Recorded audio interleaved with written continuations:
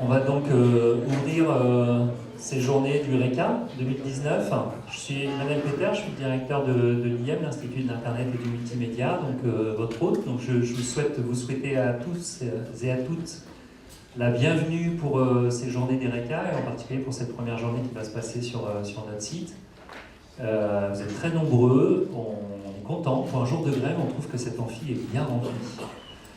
Donc merci et bravo de nous d'avoir fait l'effort de venir jusqu'ici. Puis ceux que peut-être vos camarades qui n'ont pas réussi à venir, on fait une captation, pas online mais offline. Donc ce sera rapidement diffusé sur la chaîne YouTube de l'école, l'ensemble des échanges qu'il y aura eu sur toute cette journée.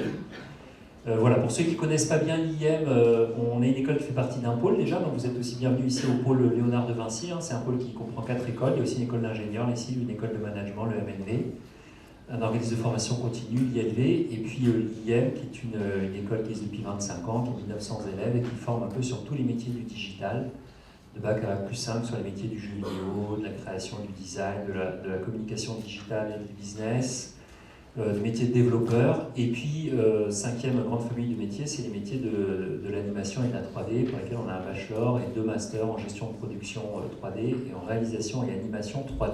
Voilà, et depuis quelques années, on est très heureux d'avoir rejoint le RECA, et on est très heureux aussi que le RECA nous ait proposé de participer à l'organisation de ces journées. Donc j'en profite aussi pour remercier vraiment toutes les personnes qui ont participé à cette organisation, parce que je sais qu'ils sont nombreux, les équipes d'étudiants de l'école, aussi des écoles partenaires, en particulier Sainte-Geneviève, si je ne me trompe pas, tous les étudiants de Sainte-Geneviève et les équipes pédagogiques qui sont là, nos intervenants, voilà, et puis nos animatrices qui vont très bientôt se présenter. Voilà, et puis donc Christine, je vous présente pour ceux qui ne la connaissent pas, Christine Mazreau, qui est la déléguée générale du RECA. Merci Christine de nous avoir proposé d'organiser ça avec vous. Et puis je crois que tu vas nous expliquer un petit peu le fonctionnement des 2 journées. Ou pas. Bon, on va voir. Merci à tous. Merci.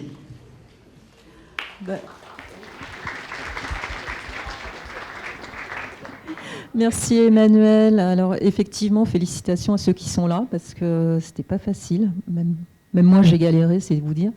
Donc j'espère que la journée vous sera profitable et que vous ne serez pas venus pour rien, mais je pense qu'elle va être super intéressante. Je voulais effectivement remercier aussi IIM de nous accueillir. C'est un cadre assez exceptionnel pour nos journées. C'est la 4e édition, mais j'en reparlerai tout à l'heure.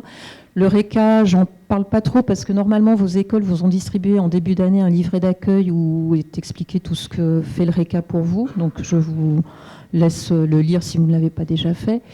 Dans mes remerciements, je continue quand même. Je fais un peu comme au César, j'adore. IIM, alors Emmanuel bien évidemment, Marc qui, je ne sais pas, est responsable de l'animation 3D, voilà, c'est ça, qui nous a bien accompagnés aussi sur ces journées. Marie, où es-tu là-haut? Alors elle, c'est l'organisatrice chef. Tout ce qui va bien, c'est grâce à elle, et tout ce qui va mal, c'est à cause des grèves. Sainte-Geneviève qui nous a vraiment aussi beaucoup soutenus dans cette organisation, avec notamment Anne, voilà, qui est là. Et les journées du RECA, c'est organisé surtout par et pour les étudiants. Alors, on en avait 8 cette année spécifiquement, qui vont tous se manifester à un moment ou à un autre. Alors j'ai Calista, voilà, qui est là-bas. Je vous les montre parce qu'en même temps, s'il y a des choses à demander ou quoi, à un moment, c'est vers eux qu'il faut vous diriger. Shokim, je ne sais pas si je prononce bien. D'accord, qui est à l'accueil, donc vous l'avez forcément vu. Eugenio, pardon, qui est là. Guillaume, là-haut. Louise, Tiffaine, qui se planque là-bas. Et le meilleur pour la fin, non, c'est pas, je dis ça, c'est méchant pour les autres. Mais nos 2 modératrices choc, Charing et Lucie, qui en plus d'être modératrice de la table ronde, est l'une des co-autrices de l'affiche qui a normalement aussi été diffusée dans vos écoles, et voilà. Je crois que j'ai remercié à peu près tous les gens que je devais remercier. Donc les journées ce matin, ici, une table ronde. Le sujet a été choisi par les étudiants, donc normalement, il devrait vous intéresser, parce que sinon, je ne sais plus comment faire. C'est comment se construire un réseau professionnel dès l'école. On part souvent du constat, pas de réseau, pas de boulot. Bon, c'est pas tout à fait vrai non plus, il ne faut pas paniquer. Mais voilà, on va vous donner plein de trucs pour commencer à vous constituer des carnets d'adresses qui vous serviront dès la sortie de l'école pour ceux qui ont envie de travailler, hein, parce que peut-être il y en a qui ont autre chose à faire, je ne sais pas. Après, il y aura une pause déjeuner libre. Donc je pense qu'à la Défense, vous avez assez de choix. On vous laissera découvrir les environs à pied. Éviter les transports en commun. Je n'y reviens pas. On reprendra assez tôt, hein, 13h30, je crois. C'est ça qui était prévu. Oui, c'est ça, 13h30, avec une masterclass de Nicolas Devaux. Je pense que la majorité d'entre vous connaît Nicolas Devaux. C'est l'auteur notamment de la série Athleticus qui a servi de base aux affiches justement des journées du RECA. Est-ce que vous connaissez? Ouais? Levez la main ceux qui connaissent, que je me rende compte. Ouais, d'accord. Bon, c'est un type super, hein. Moi je l'adore. Enfin, c'est pas pour ça qu'on l'a invité, mais il a un parcours vraiment intéressant et puis une vision de l'animation intéressante aussi. Donc il nous fera sa masterclass. Elle devait être animée par son éditeur. Il a aussi produit un livre sur Athleticus, donc Dimitri Granovski, qui malheureusement ne peut pas venir. Donc il s'animera tout seul. Bon, pour un spécialiste de l'animation, finalement, c'est pas mal. Demain, ça se passe pas ici, ça se passe au Forum des Images. C'est une journée consacrée aux rencontres entreprises étudiants et notamment speed recruiting, donc possibilité de trouver soit des stages, soit des boulots demain. Le matin, c'est des entreprises qui viennent se présenter à vous, donc qui raconteront un peu ce qu'elles font, d'où elles viennent et ce qu'elles recherchent comme poste.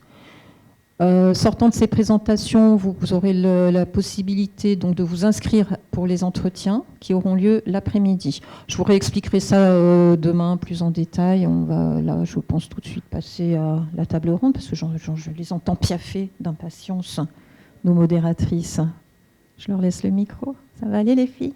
Allez. Du coup...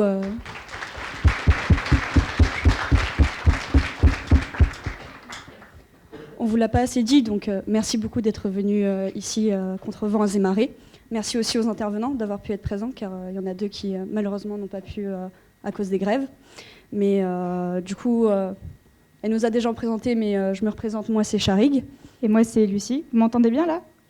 Ok, c'est parti. Oui, mais du coup, ça fait qu'on a le plaisir d'accueillir Marie-Pierre Journet, qui a eu la gentillesse de s'incruster au palais la dernière minute, mais on est ravis. On est ravis qu'elle soit là. Donc elle est des femmes s'animent, voilà, de l'association. Du coup, la table ronde, chaque intervenant va parler les uns après les autres, vont se présenter leur parcours, parler du coup du sujet. Puis après, il y aura 1 heure pour vous puissiez poser vos questions. Donc n'hésitez pas à prendre des notes et à poser des questions à ce moment-là. On fera passer les micros pour qu'on puisse bien vous entendre. Donc on va commencer par Jean-Emmanuel Godard, qui est réalisateur et cofondateur d'Animate Society. Puis on va passer par Emmanuel Aubeau, qui à l'époque travaillait dans les écoles, donc Isère Digital et chez nous, on la remercie, qui est maintenant recruteuse chez Fortiche. Puis donc Antoine Bieber, qui est réalisateur de films d'animation, et comme l'a dit Lucie, Marie-Pierre Journet, qui est des Femmes s'animent. Voilà, donc je t'en prie, vas-y. Merci. Bonjour à tous et merci encore pour votre accueil et votre présence. Alors, moi, je suis donc Jean-Emmanuel Godard, je suis réalisateur et producteur de fiction, documentaire, clips. J'ai fait l'ESRA Paris, donc avec 2 ans de tronc commun, une 3e année en spécialisation documentaire et TV. Puis je suis parti à New York pendant un peu plus d'1 an où j'ai fait un master là-bas en spécialisation en cinéma américain. Et puis suite à ça, j'ai donc continué mon parcours, j'ai travaillé pour le groupe M6. J'ai réalisé mon premier documentaire de 52 minutes pour France Télévisions, qui était sur le départ du Tour de France en Corse en 2013. J'ai également réalisé un documentaire de 25 minutes pour la chaîne américaine PBS. Là, c'était sur les Jeux Olympiques de Vancouver. Ensuite, premier court-métrage avec lequel j'ai gagné des prix. Puis après ce premier court-métrage, j'ai eu la chance d'avoir l'opportunité de faire mon premier long-métrage, donc que j'ai écrit et réalisé donc à New York, avec un des rôles principaux Gérard Depardieu. Donc là, nous sommes en fin de vente internationale via notre distributeur allemand. Et voilà, et entre-temps, donc j'ai cofondé la société de production Behave Production, dont je suis le président directeur général. Où donc nous produisons beaucoup de choses, toujours dans la fiction, documentaire. Et donc également la co-création, donc avec Ludovic Viard qui est présent là-bas, du réseau social Animate Society, afin de justement mettre en avant les talents que la France compte dans ce secteur.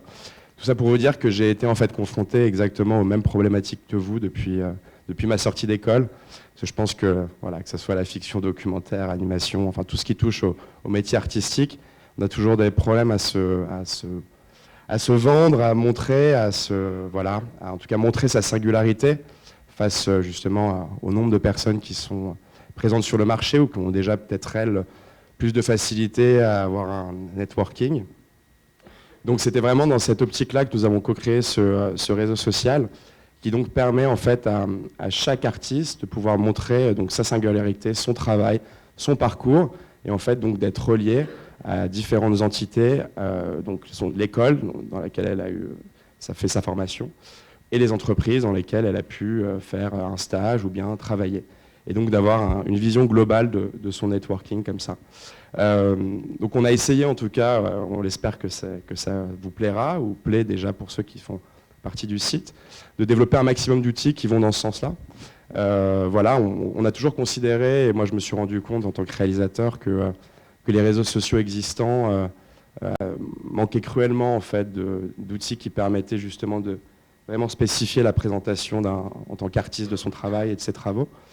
Et donc c'est vraiment notre démarche depuis le départ de vouloir promouvoir, mettre en avant à travers tout ça, et tout ça à travers l'expérience personnelle. Je vais avoir 32 ans, donc bon, ça fait 15 ans que je suis dans le métier maintenant. Donc voilà, pour justement que cette expérience serve à tout le monde. Voilà, je vous remercie beaucoup.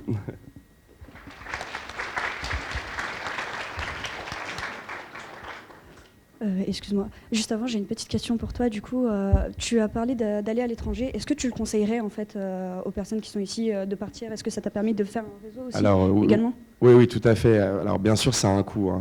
Malheureusement, c'est quelque chose qui a un coût. Mais en effet, oui, ça offre de vraies opportunités. Un vrai réseau. Moi aujourd'hui, je travaille pas mal avec les États-Unis. New York, c'est une ville. J'ai encore réalisé et produit un clip il y a encore quelques mois à New York. Donc voilà, ça permet d'avoir des antennes, d'avoir un réseau, d'être proche de sociétés de production là-bas. Enfin, en effet, c'est une vraie ouverture. Et aujourd'hui, je pense que le monde tend vers ça. Et on est plus sur quelque chose de sectorisé. Tout est mondial. Et donc, l'expérience à l'international et le fait de parler une autre langue aussi, aujourd'hui, est pour moi en tout cas primordial. Quand on aspire en tout cas à aller travailler à l'étranger. Et donc, voilà, à d'autres choses que de rester sur le territoire français, mais qui offre des super opportunités, qui est très bien aussi, mais qui est peut-être, je pense, moins en adéquation avec la réalité actuelle du marché et du monde, quoi. Voilà. Merci beaucoup. Bonjour à tous, merci aussi pour votre présence. Du coup, moi je suis Emmanuelle Aubeau. Alors pour retracer rapidement le parcours, comme disait Charik tout à l'heure, avant j'étais côté école, je m'occupais des relations entreprises, c'est-à-dire que j'accompagnais les étudiants dans leur premier pas vers le monde professionnel et en plus particulièrement dans le monde de l'animation, dans la recherche de stage, dans la recherche d'alternance. Et forcément, cet accompagnement passait d'abord par instruire petit à petit cette notion de se construire un réseau. Et au départ, quand on sort du lycée et quand on intègre une école d'études supérieures, c'est quelque chose qui paraît très éloigné et on se dit qu'on a le temps. Et soit vous avez un petit peu de temps, mais il faut profiter de ces années d'études pour commencer les premières étapes. C'est d'autant plus parlant pour moi maintenant qui suis passée côté studio d'animation où je suis responsable RH chez Fortige Productions. Et donc forcément, au quotidien, nous avons des étudiants comme vous en recherche de stage, mais aussi des jeunes diplômés qui recherchent leurs premières expériences post-diplôme. Je pense que le constat principal, ce serait en toute humilité, ça c'est quelque chose qu'il faut garder en tête, mais c'est de ne pas vous mettre vous-même de barrières. Vous avez aujourd'hui plusieurs outils qui vous permettent petit à petit de construire votre réseau, et aussi vos écoles vous permettent différentes actions. La première chose, c'est que votre réseau, et ça je l'ai déjà dit aux étudiants avec qui j'ai eu l'occasion de travailler jusqu'à présent, votre réseau déjà c'est votre classe. Ce sont des personnes que vous allez, avec de très grandes chances, recroiser dans votre futur professionnel. Et l'attitude que vous avez en cours, l'investissement que vous donnez dans vos études, dans vos projets que vous faites ensemble, vos films de fin d'études, etc., vous donne cette opportunité. Il y a un petit bzz, bzz, bzz, mais... Alors moi, j'en ai pas. Pardon. Non ? Bon, ça va mieux, je crois. L'idée étant de construire ce premier réseau et de donner vos premières impressions, elles se donnent comme ça. Parce que derrière, ces personnes comme vous vont se retrouver dans les studios et au quotidien, lorsque là, aujourd'hui, on a la chance chez Fortige d'être dans une phase où on recrute tous les jours. Et tous les jours, lorsque l'on a un poste à pourvoir, la première chose qui se passe, c'est en interne, est-ce que tu connais quelqu'un qui, et parfois la personne d'elle-même, tiens, je te suggère tel profil.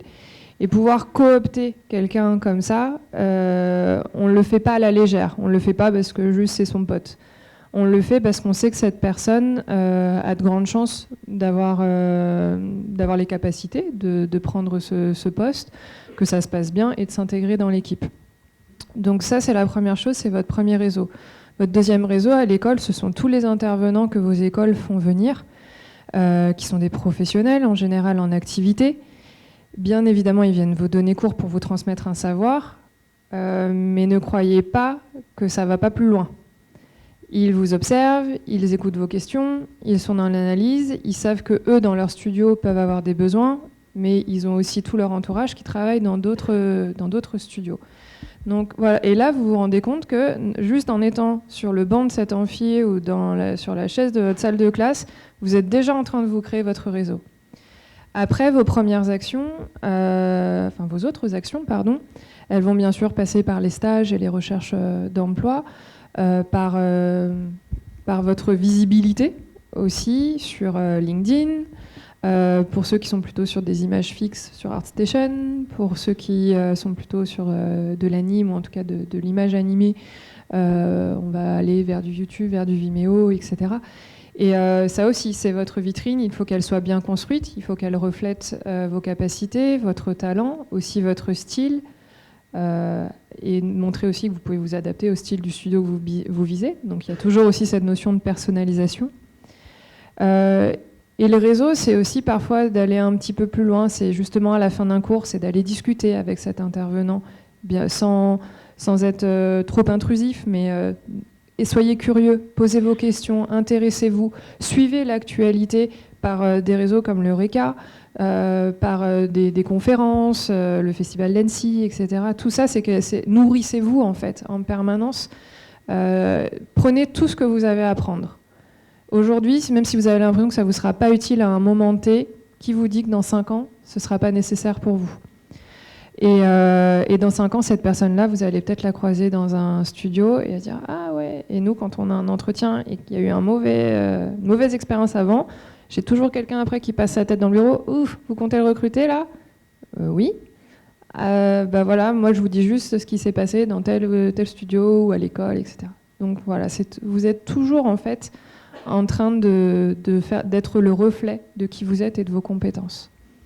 Et après, je dirais aussi, n'hésitez pas, hein, grâce à LinkedIn, grâce à des événements comme ça, qu'est-ce qui vous empêche derrière de faire un petit message sur LinkedIn ? Et c'est pas d'être dans une demande d'un stage ou d'un emploi, c'est peut-être juste d'être dans la curiosité, d'en savoir toujours plus. Donc, je sais pas, vous avez un prof qui est lighter, vous avez envie de faire du lighting plus tard.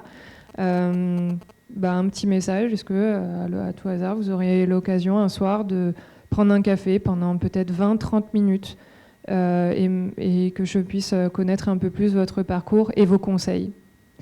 Peut-être que sur 10 personnes que vous contacterez, il y en a 9 qui ne vous répondront pas. S'il y en a une qui vous répond oui et qui accepte de vous rencontrer, bah, vous avez déjà un contact. Voilà, et ainsi de suite. Moi, j'aurais juste une petite question. Du coup, tu parlais de ne pas être intrusif, mais c'est une question un peu pour vous tous, bien sûr. Mais justement, comment arriver à avoir cet équilibre entre la curiosité et ne pas paraître désespéré en fait d'un travail ou même. Surtout qu'il y a des gens qui ont ce qu'on appelle la timidité. Donc ça rajoute une barrière en plus. Donc effectivement, demander du coup à LinkedIn en message privé, du coup ça enlève la barrière du réel comme c'est virtuel. Et quand on se retrouve en face de la personne, bah, on se retrouve en face de la personne, mais on l'a voulu entre guillemets. Du coup, ce serait peut-être plus simple. Mais du coup, voilà. Après, justement, oui, effectivement, cette timidité qui est parfois naturelle et on ne peut pas l'enlever comme ça du jour au lendemain. Donc dans ces cas-là, je vous conseille d'abord peut-être plus d'aller vers les intervenants que vous voyez parce qu'il y a un côté un peu plus confortable. Peut-être aussi vous servir en point d'appui de vos camarades qui ne le sont pas. Il y en a qui ont toujours le contact plus facile. Vous vous dites, mais comment il fait il parle avec tout le monde. Servez-vous d'eux, c'est pas grave, justement. Et puis, soyez à côté, soyez dans l'écoute, en fait. Restez avec eux lorsqu'ils viennent aborder. On n'a pas tous les mêmes personnalités, et heureusement.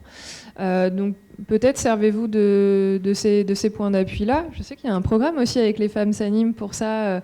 Vous en aviez parlé, Annecy, Annecy à Angoulême, qui est super. Donc, il y a plein de petites choses, justement, pour ça. Et alors, ne pas être intrusif, ouais, l'équilibre, il est toujours assez difficile à trouver.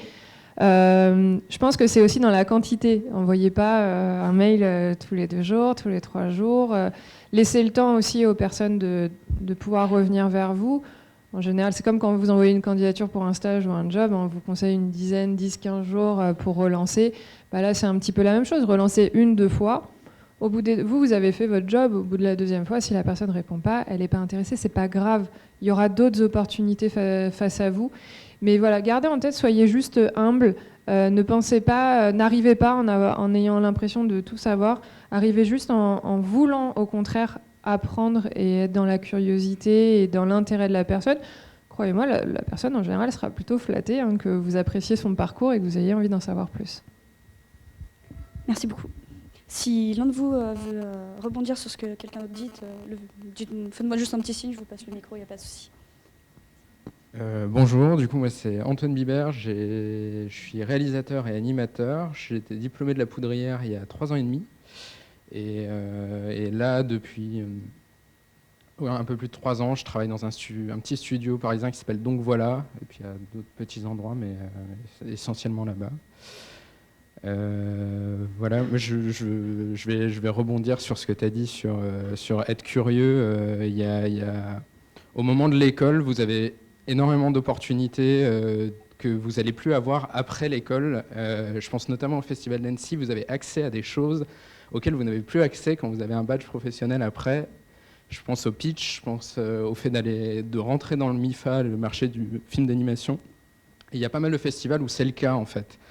Et donc moi je vous encouragerais fortement, si vous avez du mal à vous faire des contacts, à aller dans ces événements-là, parce que souvent en plus c'est des lieux où il y a un peu moins de monde, où c'est plus facile de rentrer en contact avec les gens, parce que oui, ils ne sont pas entourés de plein de monde. Et puis les pitchs à Annecy, par exemple, où il y a d'autres festivals, il y a Rennes aussi, où il y a des pitchs où les gens sont très accessibles. Et en fait, sur le côté ne pas être comment ne pas être intrusif, il y a aussi... quand vous allez voir quelqu'un, ça peut être bien d'avoir une curiosité aussi pour ce que la personne fait, en fait. De ne pas démarrer avec je cherche absolument du travail. Est-ce que vous avez du travail ? Il y a un côté où aller en pitch, par exemple, vous allez avoir un objet de discussion qui est le projet que la personne a présenté, par exemple, juste avant. Voilà, il y a... Et du coup, tu es à Donc Voilà aujourd'hui. Est-ce que c'était l'endroit où tu avais fait ton stage ou, Alors non, moi j'ai fait une scolarité un peu bizarre, j'ai pas fait de stage du tout. Enfin j'en ai fait un, j'ai fait un DMA où j'ai fait un stage à Zorobabel, qui est un studio associatif qui est pas du tout professionnel, mais qui était très intéressant, mais qui m'a pas donné une expérience professionnelle. Non, Donc Voilà, je les ai rencontrés à la Poudrière. En fait, Joris Clarté, qui est le réalisateur qui a monté la structure avec Virginie Jacquinot, a sélectionné notre promo. Donc effectivement, je corrobore le fait que un des premiers réseaux, ce sont les intervenants. La Poudrière, c'est particulièrement vrai parce qu'on a que ça comme... les seuls enseignants sont des professionnels.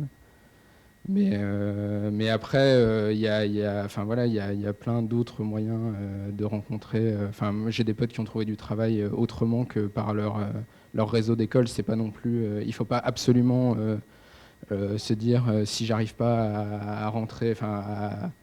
Il y a dans les relations professionnelles, il y a aussi quelque chose qui n'est pas forcément que de l'ordre du travail. Il y a le relationnel aussi et il y a cette part-là, elle est un peu importante.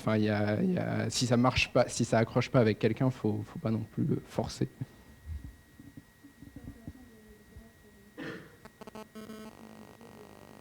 On n'entend pas. Je vais parler plus fort. Du coup, oui, c'est assez intéressant de savoir qu'on n'est pas forcément obligé de passer par un stage ou quelque chose comme ça pour pouvoir justement se faire du réseau. Et je ne sais pas ce que vous en pensez au niveau des stages. Je sais qu'avoir un contrat de professionnalisation, ça permet d'avoir un premier pied dans l'emploi. Donc, je ne sais pas votre retour là-dessus, si un de vous veut faire un petit retour. Oui, il y a vos écoles, souvent, en plus, parfois, les stages sont obligatoires. Donc, il y a cette difficulté, cette pression chaque année de trouver. Là, il y a l'exemple aussi que même si vous n'avez pas fait de stage durant vos études, ça ne veut pas dire que derrière, c'est fichu, heureusement. Mais je pense que c'est justement en allant sur ce type d'événement que vous pouvez apporter votre aide. Et c'est vrai la proportion de stagiaires dans un studio peut pas être aussi conséquente qu'on l'aimerait, parce que avoir un stage, c'est pas juste mettre quelqu'un derrière un écran sur une table. Il faut qu'il y ait un accompagnement, sinon le stage n'a pas de sens. Donc il faut qu'il y ait une personne dans une équipe qui puisse se détacher un peu du temps de la production pour pouvoir vous accompagner.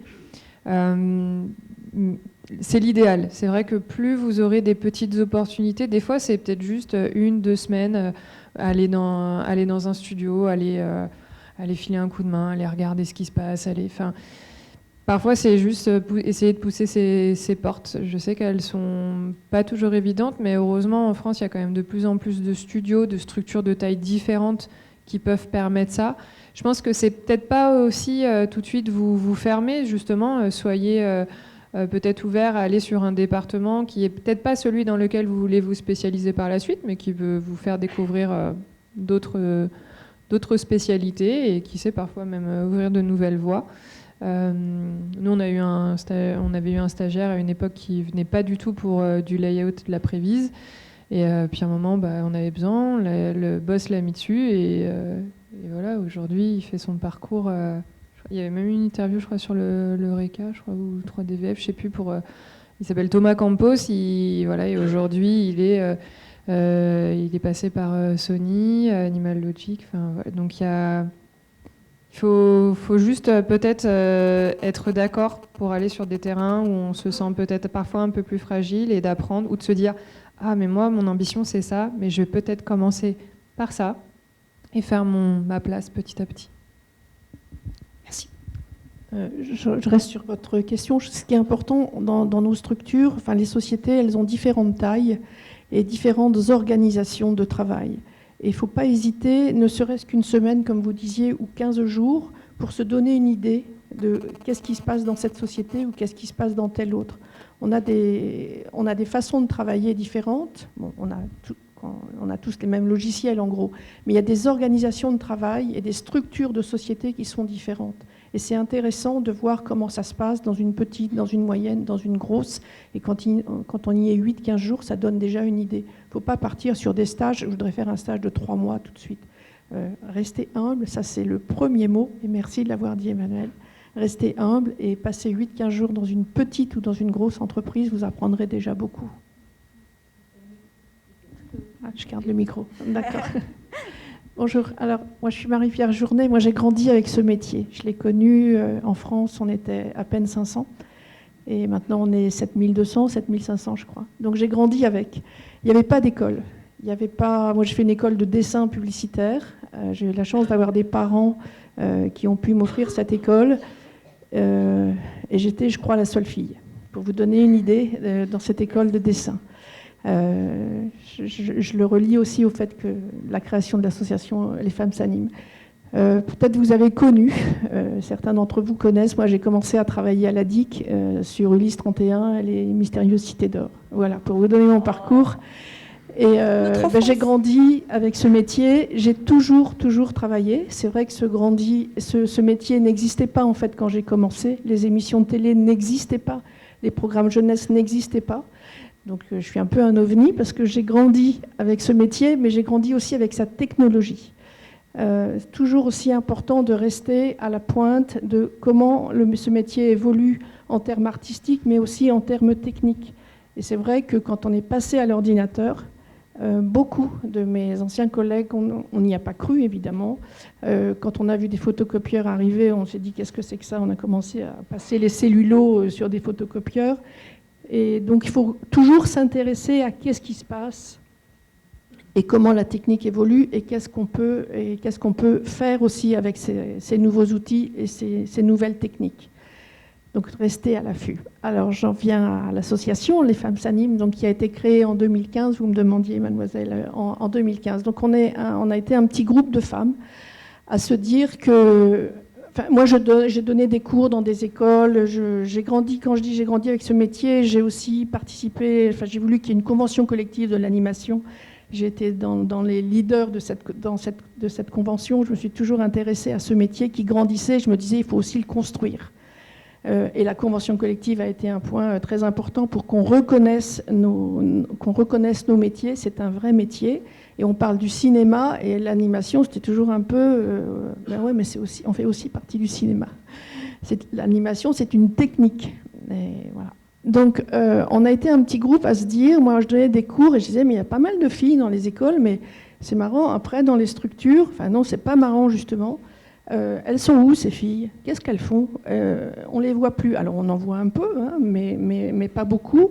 On en voit qui reviennent passer 40 ans. Donc, oui, ok, il y a eu un parcours familial, mais qui galéraient pour revenir, parce qu'aussi les techniques avaient évolué. Quand on décroche pendant plusieurs années, c'est compliqué de revenir après, parce qu'on a décroché, et les outils nouveaux, il faut se les approprier. Donc on a été un petit groupe à fonder l'association Les Femmes s'animent et à se dire comment on peut essayer d'accompagner des femmes, mais pas que, parce qu'on a aussi des hommes. Et depuis 3 ans, on fait le mentorat. Donc effectivement, j'en ai parlé à Angoulême au mois de novembre. Alors le mentorat, c'est quoi ? Ce sont des gens, mais on a aussi des étudiants et étudiantes, qui postulent pour un besoin, une envie qu'on les accompagne sur quelque chose de précis. Et on demande à un professionnel, un ou une professionnelle, de vous accompagner pendant 3 à 4 séances sur le point que vous souhaitez améliorer. Donc par exemple, se présenter, un CV, je viens dans une entreprise, comment je fais, comment je m'y prends, je suis timide, je bégaye, je ne sais pas trop, je suis mal dans ma peau. Donc on essaye de vous donner des clés, de vous aider à faire un CV, une bande-annonce, si c'est quelque chose comme ça, mais ça peut être aussi différents métiers. Vous voulez en savoir un peu plus sur le métier d'auteur littéraire ou d'auteur graphique. Vous voulez en savoir un peu plus sur des contrats, vous voulez en savoir un peu plus... tout ce que vous avez envie, ça coince un peu dans votre tête et que dans les écoles, il n'y a pas le temps d'approfondir. Donc vous postulez, et puis nous, on essaye de vous mettre quelqu'un en face qui vous correspond. Donc la première année, on a fait 5 mentorats. La deuxième année, on en a fait 14, et cette année, on en a 22. Voilà. Et on va continuer parce qu'en fait, on a beaucoup de demandes. Alors, on a beaucoup de demandes, tout le monde est bénévole, donc c'est pas non plus... quelquefois, on répond pas tout de suite. Donc là, on va se donner des dates, parce que cette année, on est parti dans un truc encore un peu trop compliqué. Mais on va se donner des dates. Voilà. Donc ça, c'est un point pour rencontrer du monde et rencontrer du réseau. Et moi, je sais que dans le groupe de mentors, j'avais 5, entre guillemets, couples, et il y a 2 personnes qui ont trouvé du travail grâce à leur mentor. Voilà, donc c'est un réseau. Par rapport à l'association des femmes, on organise aussi ce qu'on appelle des pots networking. On en avait un par mois, maintenant on en fait un petit peu moins. Donc c'est un lieu de rencontre. Moi, puisque le temps qui s'allume. Moi, j'avais juste une petite question. Du coup, je ne sais pas si vous l'avez dit, mais comment s'inscrire à ces, comment déjà on a la communication de ces séances de mentorat et comment on peut s'y inscrire Alors, nous avons un site, Les Femmes s'animent. Pour les étudiants, l'inscription elle est de 15 € par an. Et sur ce site, vous avez toutes les infos de ce qui se passe, de nos actions. On fait des portraits aussi de personnes un peu connues du métier. Et vous avez toutes nos rencontres, tout ce qui se passe. Et je crois que c'était en février ou en mars, Christine, j'avais été à l'école Méliès. En mars, quelquefois, Christine fait appel à nous. Il y avait eu des rencontres à l'école Méliès. Et là, j'étais venue parler du harcèlement et du sexisme par rapport auprès des étudiants. Voilà, on peut intervenir dans des écoles si on nous le demande pour une action, mais sinon vous pouvez vous inscrire sur le site. Et si vous n'êtes pas inscrit, vous juste avoir les informations, vous pouvez regarder sur notre site. Sinon, moi j'avais une question par rapport à ce que vous avez dit, que juste faire des observations très très courtes dans les studios, ça peut être un bon moyen de découvrir sans pression derrière professionnelle.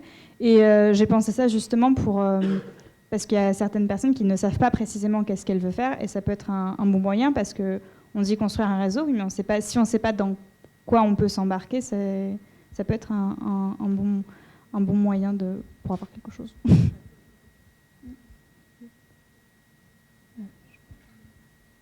Pardon. Après, il faut aussi essayer de choisir vos sociétés, parce que les structures en France, tout le monde ne fait pas du développement jusqu'à la livraison. Vous avez des sociétés qui ne font que de l'animation ou que du storyboard, que de l'écriture et du storyboard, et après qui vont envoyer le travail à l'étranger. Donc aussi à vous de vous intéresser aux sociétés, à regarder ce qu'elles font, et est-ce qu'elles font vraiment par rapport à ce que vous souhaitez voir développer, quoi. Donc il faut choisir les structures. Si personne n'a quelque chose à ajouter, je pense qu'on peut passer aux questions de la...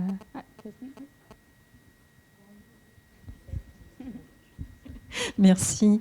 Non, je pense c'est pas pour ajouter des choses. Si, je vais ajouter des choses d'ailleurs, parce que j'aime bien toujours ajouter. Non, je voulais revenir sur 2-3 points que vous aviez évoqués. C'est pas forcément des questions, mais c'est plus des choses sur lesquelles je pense qu'il est bon d'insister.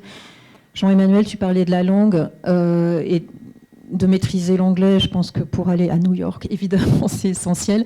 Mais même en France, il y a plein de studios qui travaillent en anglais. Donc, un conseil, apprenez bien vos leçons de grammaire et de, je ne sais pas quoi, en anglais.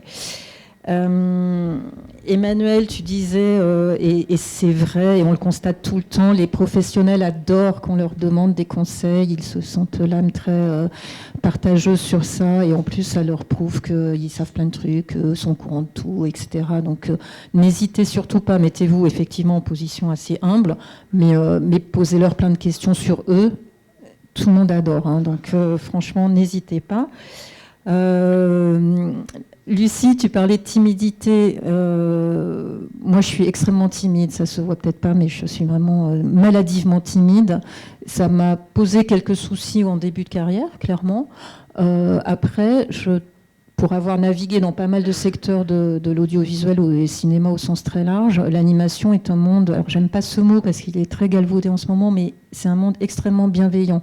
Donc vraiment, essayez de passer au-delà de cette timidité, parce que les gens auxquels vous serez confrontés, entre guillemets, parce qu'il n'y a pas de confrontation justement, sont vraiment là, je pense, pour vous prendre sous leur aile et vous aider dans votre parcours. Donc n'ayez crainte. Plusieurs fois, on a parlé de LinkedIn. C'est un réseau assez essentiel. Je voulais revenir aussi là-dessus. Il y a pas mal de gros studios, enfin les 2 gros studios français, pardon Fortiche, mais Micros et MacGuff, pour ne pas les nommer, travaillent quasi exclusivement là-dessus, en partant de là. Donc pensez bien à mettre vos pages à jour, inscrivez-vous si vous n'êtes pas inscrit. Est-ce qu'il y en a qui n'ont pas de page LinkedIn? Ils ne vont pas oser lever le doigt, là? Si, quand même. Ah ouais. Donc, s'il y a une chose à retenir de la journée, ce soir, vous branchez sur Internet et vous créez une page. C'est vraiment essentiel. Beaucoup travaillent avec ça. Dernière chose, on a souvent évoqué Angoulême. Alors, Angoulême, c'est une ville, ça, je pense que tout le monde connaît, mais dans le milieu de l'animation, quand on dit Angoulême, on parle des RAF, en fait. Et RAF, c'est l'acronyme qui signifie Rencontre, Animation, Formation. C'est 3 jours où le monde économique de l'animation, donc les studios, les boîtes de prod, etc., rencontre le monde de l'enseignement, dans toutes les écoles d'anime, pas que celle du RECA, et discute de où en est la profession, vers quoi on va, où en est l'emploi, etc. Donc c'est vrai que là aussi, c'est un endroit où si vous avez la possibilité d'aller, alors peut-être pas en tant qu'étudiant, mais que tout jeune diplômé, il y a plein de choses à apprendre, et puis surtout plein de gens à rencontrer, sans compter qu'il y a des cocktails dans tous les sens, des dîners dans tous les sens, donc en plus c'est plutôt festif et c'est sympa, et parfois quand on est timide, on va parler autour d'un petit verre de... Qu'est-ce que c'est là-bas? Du cognac, c'est ça? Cognac, bien sûr. C'est plus facile, clairement aussi. Voilà, ça c'était les petites remarques que je voulais faire sur tout ce qui avait été dit. J'ai quelques compléments d'information aussi. Alors, les femmes s'animent, c'est un réseau, c'est une association. Il y a d'autres associations qui existent. Moi, je pense notamment à l'Agraphe. Je ne sais pas si certains connaissent, mais qui est donc une association des auteurs groupés. Le R, je ne sais plus ce que ça veut dire. Bref, c'est les artistes, graphistes, littéraires et dessins. Et les réalisateurs aussi. Et réalisateurs, peut-être le R, oui, tu as raison, merci Marie-Pierre. Qui, pareil, organisent aussi des petites conférences, des tables rondes, des rencontres. Donc, c'est un réseau hyper sympa. N'hésitez pas, renseignez-vous, allez les voir. Marie-Pierre, je me demandais, est-ce que les femmes s'animent font toujours leur apéro aussi? Le pot au Carpe Diem qu'on faisait tous les mois, donc là on l'a changé par trimestre, une fois par trimestre, et à la rentrée de janvier, on va changer, on ne va plus aller au Carpe Diem. Carpe Diem, c'était le nom d'un bistrot aux Halles, dans le quartier des Halles. On va aller dans des sociétés, en fait. On va aller de société en société qui vont nous accueillir, ce qui va permettre aux gens il y aura une petite présentation de la structure, et comme ça permettra aux gens qui sont là de connaître une structure. D'accord. Et ça continue d'être ouvert aux adhérents, alors? Complètement. D'accord. Oui, donc là, typiquement, c'est encore même mieux, finalement, dans les structures. On a voulu changer, et on s'est dit, c'est un moyen pour les jeunes et les moins jeunes de faire connaître une structure, et que la structure voit des personnes qui s'intéressent aussi à leur structure. Voilà. C'est un moyen de les rencontrer de manière informelle. D'accord. Typiquement, ce genre de possibilités, n'hésitez surtout pas à y aller. C'est l'endroit où on ramasse les cartes de visite, où on se fait connaître, où, là encore, dans peut-être des circonstances moins intimidantes qu'un entretien d'embauche ou je ne sais quoi, rencontrer des gens, créer son réseau, puisque c'est... Ah oui, c'est le sujet de la table ronde, ça tombe bien. Donc l'Agraphe, après je voulais signaler qu'il y avait aussi des résidences d'accompagnement, des résidences d'écriture qui existaient. Je pense à Cyclic, qui est une agence du centre de la France qui organise ça, mais il y en a plein d'autres, donc renseignez-vous là-dessus aussi. C'est parfois un moyen de faire une transition assez douce entre l'école et puis le monde du travail. On parlait des réseaux des intervenants dans les écoles, mais il y a aussi des réseaux d'anciens, je pense. Il y a pas mal d'écoles qui gardent en mémoire et je pense qu'ils organisent des petits événements aussi avec leurs anciens. Donc, participer à ça aussi, évidemment. C'est plus facile peut-être de prendre contact avec un diplômé, je sais pas, qui a eu son diplôme 2-3 ans avant vous, que peut-être un vieux de la vieille qui a 20 ans d'expérience et qui est très impressionnant, je peux le comprendre. Dans les écoles, toujours, il y a aussi certaines... Alors, je ne sais pas si IEM le fait, mais en tous les cas, nous, dans le RECA, on a au moins 2 écoles qui font ça, des incubateurs. Donc là, c'est plus pour les étudiants qui souhaiteraient monter leur entreprise.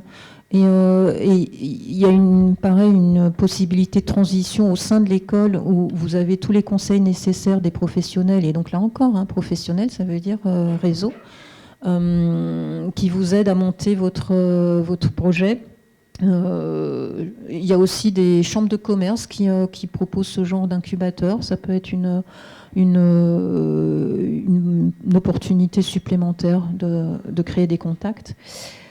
Là, j'ai reçu il n'y a pas longtemps, mais alors c'est pareil, après quand on a un réseau, on reçoit les informations et ça fait vraiment boule de neige. Donc plus vous aurez de contacts et plus vous aurez d'informations aussi sur les possibilités qu'offre le secteur. J'ai reçu il n'y a pas longtemps le salon des tournages, qui est un salon je ne sais même pas qui c'est les pôles images, je pense, des régions qui organisent ça pour dire voilà, venez dans ma région tourner ou venez dans ma région travailler.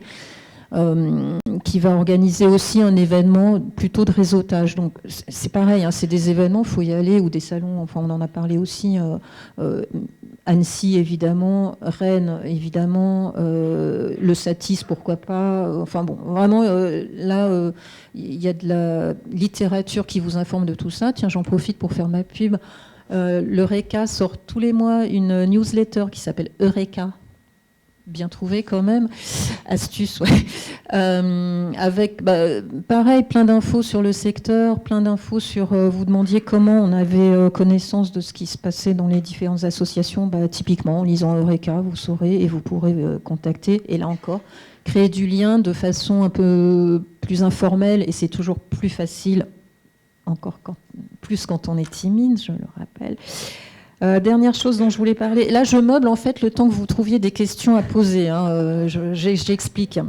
Après, je vous passe le micro, promis. Il y a déjà des questions ? Non, oui, je finis juste. Il y a 2 choses. Si jamais on n'a pas de réseau et que du coup, on ne sait pas comment trouver du travail en sortant de l'école, il y a des concours qui existent aussi et qui vous fournissent des vrais contrats à la clé. Et je pense notamment à 2 concours. L'un qui s'appelle, le bien nommé, En sortant de l'école, donc où pendant 3 mois vous pouvez être réalisateur. Donc c'est quand même un beau projet. Sans compter que vous êtes aussi bénéficiaire d'un accompagnement sur le développement du projet dans le cadre d'une formation. Et un autre concours mis en place par TF1 et la SACD qui s'appelle TFOO d'animation, qui aussi permet enfin le prix c'est un contrat de réalisation. Et là encore, une fois que vous êtes en place, quelque part amené par un concours, vous êtes dans une structure et évidemment vous rencontrez plein de gens. Et ces gens-là, vous les rentrez immédiatement dans votre téléphone portable qui fait grésiller le système ici. Voilà, je passe le micro. Juste pour rebondir sur ce que tu as dit sur les rencontres informelles, ça fait un peu plus jeune et tout ça, mais je ne sais pas si vous connaissez par exemple les pages comme le Bioya, Bring Your Own Animation, qui existe sur Facebook, mais c'est exactement ça, c'est un jeudi par mois, plein de personnes du monde de l'animation qui se regroupent dans un bar. Voilà, parce qu'il y aura beaucoup de bars dans votre monde. Voilà, faut le savoir. Donc, ils se regroupent dans un bar et qui est très informel comme ça. C'est des gens qui viennent se rencontrer, qui viennent discuter, qui viennent des fois ramener leur bande démo pour avoir des retours de professionnels. Donc, c'est très intéressant. Si vous voulez vous abonner à la page Facebook, ils essayent en tout cas d'organiser ça un jeudi par mois. Et c'est très informel. Et sinon, dans le même style aussi, il y a différentes plateformes, je pense, mais je pense surtout à une plateforme qui s'appelle Artella, et sur lequel, encore une fois, il y a des projets qui sont collaboratifs. Donc, c'est des réalisateurs, la plupart du temps, qui recherchent des personnes, des graphistes dans le monde entier. Donc, ça vous permet de faire en plus votre réseau dans le monde entier.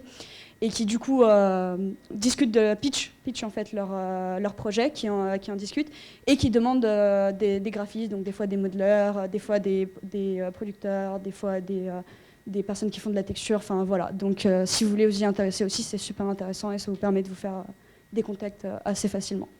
Voilà, donc question. Ah oui. Dans la liste des choses auxquelles on peut s'intéresser, pour ceux qui veulent être techniciens, intéressez-vous aux rencontres qu'il y a autour des logiciels.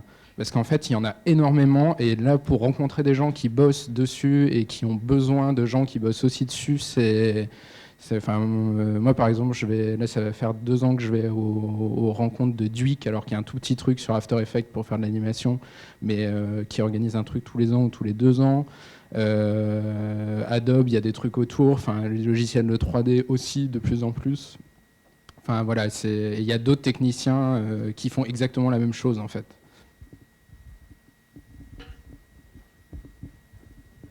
Ok, non, c'est bon. Donc juste, voilà, je me présente. Je suis en année 5 dans une petite classe justement de 17 personnes. Et nous, on a une question qui se tourne toujours un petit peu autour du métier de réalisateur. Donc c'est peut-être pour Jean-Emmanuel et pour Antoine. Ça serait de savoir comment construire, est-ce que déjà construire son réseau dans le milieu de la réalisation d'être réalisateur est semblable à construire son réseau quand on est vraiment pure tech dans l'image en fait. Est-ce que c'est pas plus subtil et plus de bagarre en fait qu'avec d'autres réalisateurs? Est-ce que voilà, je sais pas si. Bon, alors, il y a je pense qu'il faut faire attention comme technicien, mais comme réalisateur encore plus avec qui on s'engage au tout début en fait. Les premières personnes avec qui on travaille, ça va vachement définir ce qu'on va faire après. C'est-à-dire les premiers projets, on va être rappelé pour plus ou moins la même chose. Je ne sais pas si ça répond. En fait, oui, très bien, très bonne, oui, mais la question, ça serait plutôt aussi comment se faire rappeler aussi. Parce que quand on est réalisateur, on n'a pas de bande démo, on n'a pas d'image, on a juste des films qu'on a fait en étudiant, etc. Est-ce que ça suffit? Oui, c'est... Oui. Alors après, il y a 2 types de réalisation aussi, c'est-à-dire que moi j'ai commencé en faisant de la commande par exemple. Avant de faire de la réalisation pour moi, pour manger, j'ai essentiellement fait de la commande. Et donc là il y a... Donc tu avais un client, c'est ça, la commande? Oui, c'est ça. En fait, c'est une société de production qui vient et qui a déjà un projet, mais qui a besoin de quelqu'un pour le réaliser, parce que, alors très très souvent, il y a sur des séries, par exemple, il y a un réal qui fait la mise en place, mais c'est pas cette personne qui va faire tous les épisodes. Ou parfois, ça n'intéresse pas du tout de vraiment fabriquer la série. C'est des personnes qui veulent mettre en place l'univers graphique. Ou la façon dont la mise en scène se fait, et après il faut quelqu'un pour exécuter entre guillemets la réalisation, c'est-à-dire chapeauter l'équipe, voilà. Et donc moi, je pense que c'est plus facile de commencer comme ça, parce que c'est une façon de prouver qu'on peut faire le truc sans mélanger en même temps ses intentions à soi, c'est quelque chose qui est très compliqué à apprendre. On l'apprend tout le temps en fait quand on réalise, de la partie artistique, c'est-à-dire faire des choix artistiques, c'est quelque chose qui est très compliqué, et gérer une équipe en même temps, c'est pas super simple. Et pour moi, je conseillerais de commencer par être réalisateur sur quelque chose où il y a moins d'enjeux personnels avec ce qu'on va raconter, même s'il en faut un petit peu. Il en faut un minimum pour le faire, quoi. Il faut que ça nous intéresse. Bien sûr. Et justement, pour avoir ce job de série, par exemple, donc c'est-à-dire dans ce cas-là, on toque aux entreprises, on essaie de rentrer en disant qu'on veut devenir réalisateur. Est-ce qu'il existe un site aussi, je ne sais pas, que ça existe peut-être, où justement on montre justement du layout, d'anime 2D, et peut-être un site que de réalisateurs, en fait, un peu comme ArtStation, mais pour réalisateurs. Parce qu'on ne peut pas montrer de la réalisation, à part des films finis, bien sûr. C'est ça, c'est des films finis. Après, pour moi, c'est contacter des studios qui font ça et leur envoyer des films. C'est plus compliqué parce qu'effectivement, ça demande un peu un investissement de l'autre côté, de regarder. C'est pas le même temps qu'une bande démo qui fait 1 minute, 1 minute 30. Ça demande un peu de temps, il y a moins de... C'est moins facile, je pense. Après, moi, j'ai pas non plus une expérience très exhaustive sur ça. Je pourrais pas te répondre. Moi, j'ai commencé à travailler avec Donc Voilà, et après, on continue. On continue sur les projets. L'idée, c'est, je pense que le mieux, c'est d'essayer de s'insérer déjà dans une boîte dont on aime ce qu'elle fait, que ça soit comme réalisateur sur quelque chose. Sur un projet déjà existant, ou même comme technicien.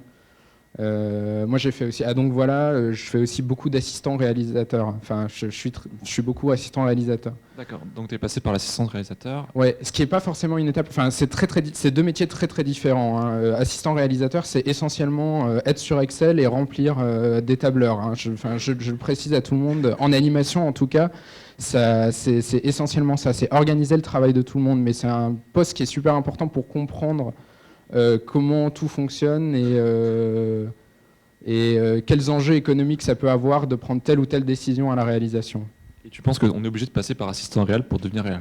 Non, je pense que il y a plein. Pour devenir réel, il y a 1000 parcours. On peut être technicien et devenir réel. On peut commencer par ça. En fait, ça dépend aussi énormément de ce que tu as envie de faire. C'est-à-dire que si le but c'est de faire de la série de gros volumes, bah, en général, ça arrive pas tout de suite en sortant de l'école direct, quoi. Il faut passer quelques étapes et effectivement passer par l'assistanat réel, ça peut être un moyen.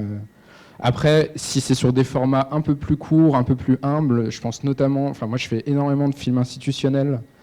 Voilà, j'ai fait des petites séries pour Arte, mais qui étaient très courtes, des tout petits formats. Et ça, c'est beaucoup plus facile à voir en sortant de l'école, mais en fait, c'est des réseaux qui sont très différents aussi. Je pense qu'il faut choisir. Le court-métrage, c'est un autre réseau. La série, c'est un autre réseau. Et le long-métrage, c'est un réseau totalement différent.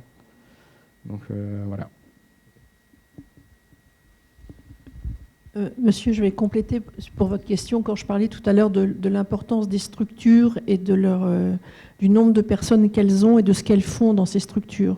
Quand vous parlez de réalisation, il faut savoir aussi, vous, ce que vous voulez faire en tant que réalisateur. Est-ce que vous voulez réaliser, comme disait Antoine, un court, un long ou de la série? Est-ce que vous voulez réaliser par rapport à du développement ou par rapport à de la fabrication ou par rapport à un ensemble?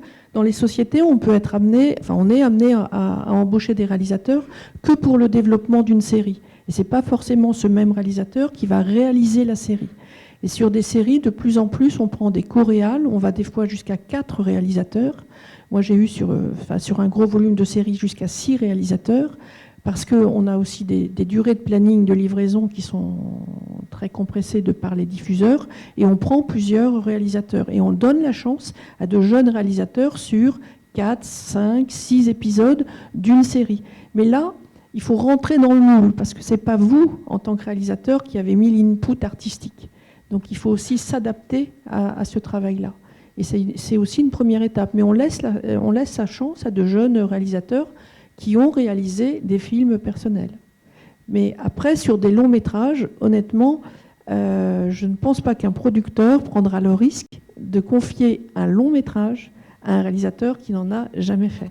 Donc passer par l'assistanat de réalisation, et ça dépend encore des structures. Sur du long métrage, être assistant réalisateur, c'est pas remplir des tableaux Excel. Mais voilà, ça dépend des projets. Qu'est-ce que c'est? Une série courte, une série longue, un long métrage, du court métrage. Mais on laisse la chance à des jeunes et on en a besoin de réalisateurs. En tout cas, si je peux rebondir, il y a une chose dont il faut être sûr, c'est de profiter d'être à l'école pour toucher à tous les outils. Parce que pour devenir réalisateur, que ce soit dans tous les métiers de l'image, je pense en tout cas, pour un bon réalisateur est quelqu'un qui sait gérer toute la chaîne de production, dans le sens où il a lui-même touché à tous ces métiers-là. Ça va être la meilleure manière pour lui de pouvoir parler à ses équipes, de créer une cohésion autour du projet, autour de lui. Et c'est vraiment la clé, ça. Donc, profitez de l'école, vous avez la chance d'avoir des outils à votre disposition.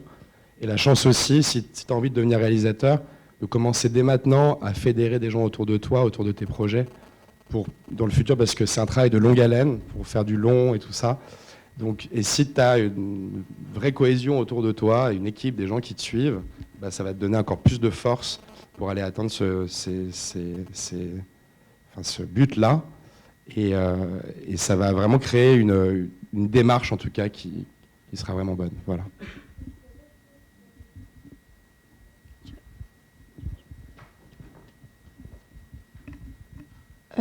Alors, j'aurais peut-être 2 questions. Je ne sais pas si je peux poser les deux aussi. Bon. La première, c'est en fait, ma situation, c'est que je suis en première année en cinéma d'animation. Et du coup,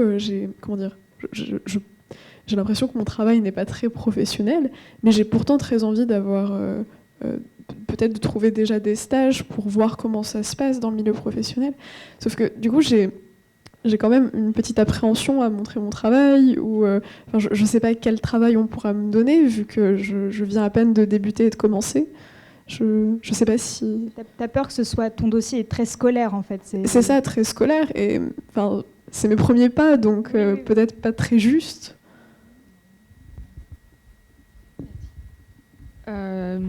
Alors c'est un ressenti, je pense, qui paraît assez logique, mais nous, on essaye aussi de lire derrière qui est la personne, où elle en est dans son parcours.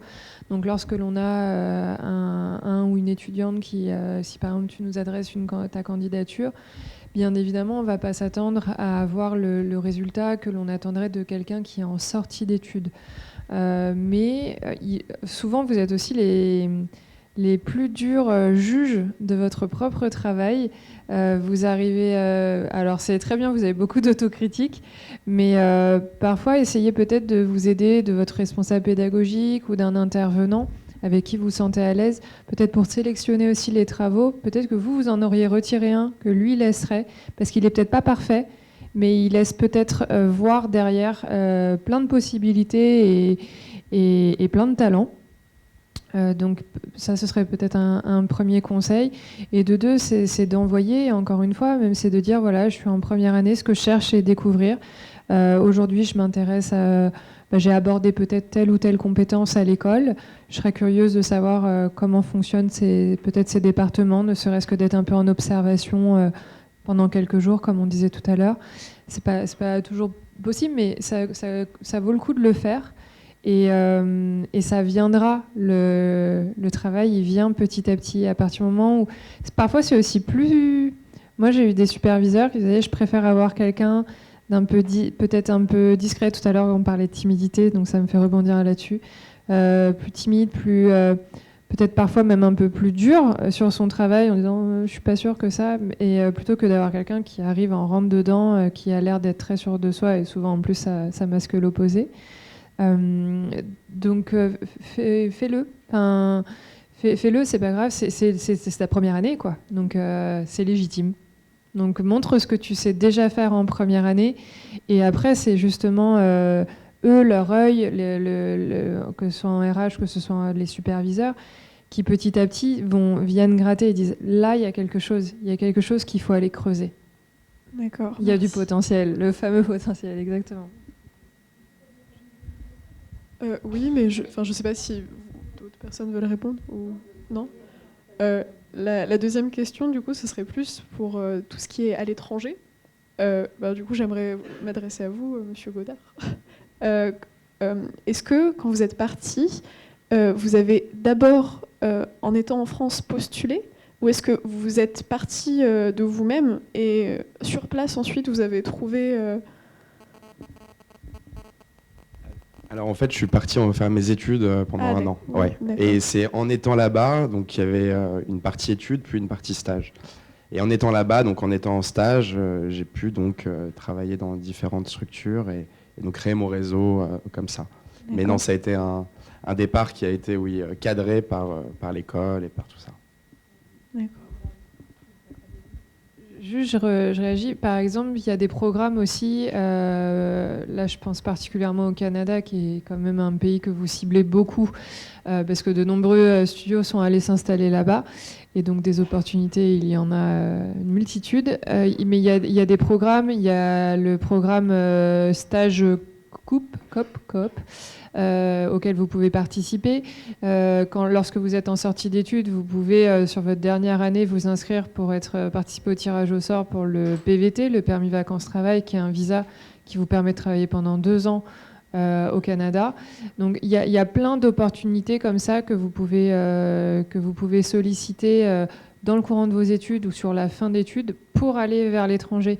Et effectivement, ces studios-là, si en plus vous êtes tiré au sort avec ce visa, eux, ils n'ont aucune démarche à faire. Ils sont en manque de main-d'œuvre énorme parce qu'il n'y a pas autant de jeunes formés au Canada que peuvent l'être en France. Donc, c'est une porte ouverte qui peut être très large. Et après, ça sera à vous de voir si vous souhaitez quand même revenir, parce qu'il y a aussi des super studios en France. Merci. Mais vous avez aussi des opportunités d'aller à l'étranger avec des sociétés françaises, parce qu'on travaille beaucoup avec l'étranger, avec l'Inde, avec la Corée, avec la Chine. Moi, j'ai commencé à aller en Chine en 95.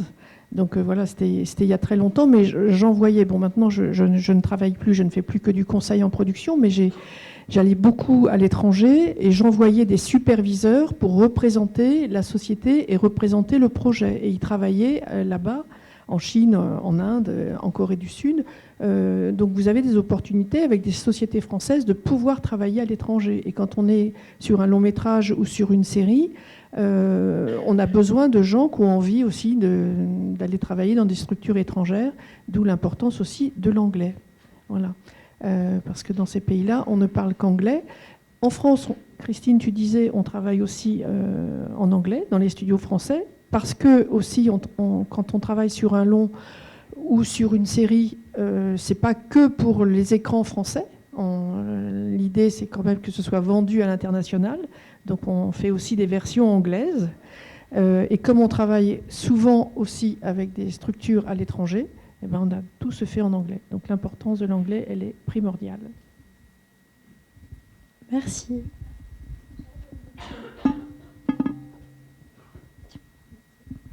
Bonjour. Moi, je me demandais, quand on veut faire par exemple un stage ou postuler pour travailler, quelque chose comme ça, déjà comment ça se passe pour vous contacter, comment se déroule un entretien et qu'est-ce que vous attendez qu'on vous présente concrètement, qu'est-ce que c'est qu'une bande démo, vous avez parlé tout à l'heure.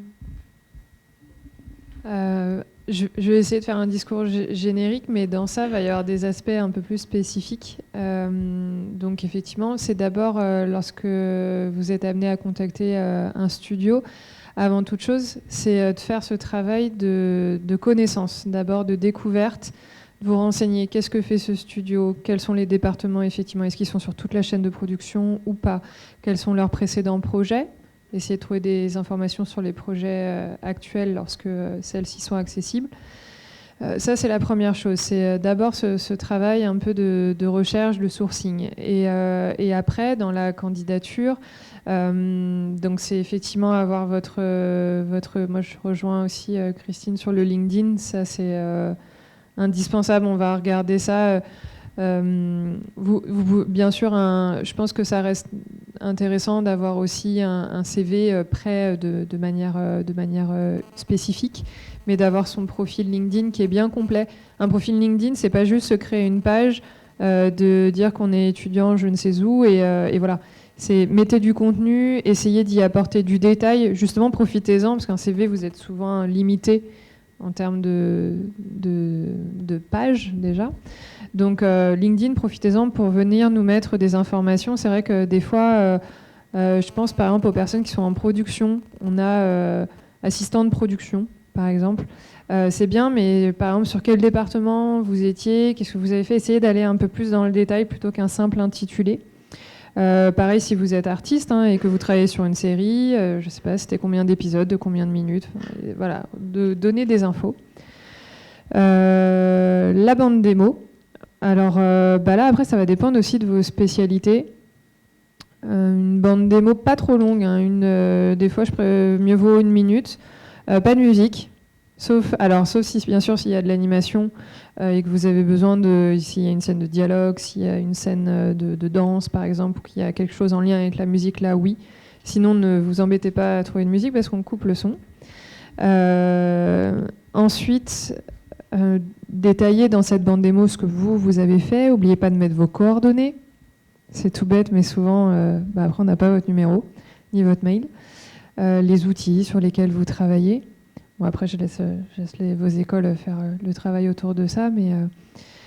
Et je dirais, après, dans l'abord, alors, je crois que vous avez une chance dans ce secteur, c'est qu'en général, on n'est pas hyper demandeur de lettre de motivation.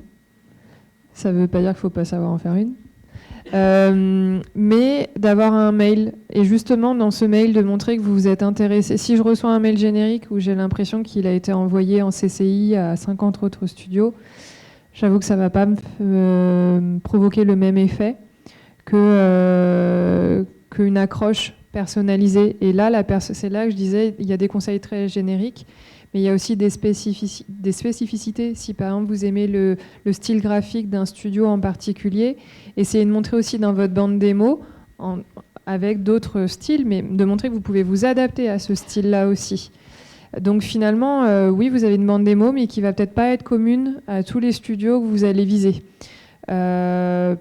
Pareil, dans votre mail de prise de contact, votre mail d'accroche, il doit justement, je vous conseille de le personnaliser un minimum. Ça ne veut pas dire qu'on attend que vous nous refassiez toute la biographie du studio en question, mais simplement de montrer qu'il y a eu un minimum de curiosité de votre part et que vous n'arrivez pas par hasard.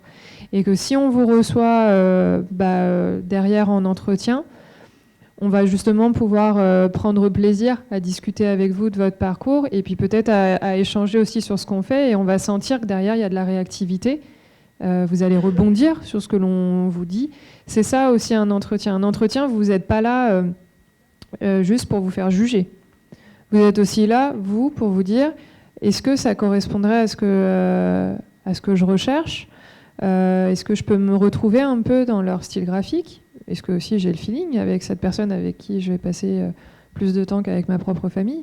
Donc vous aussi, vous êtes dans cette position d'évaluation, en quelque sorte.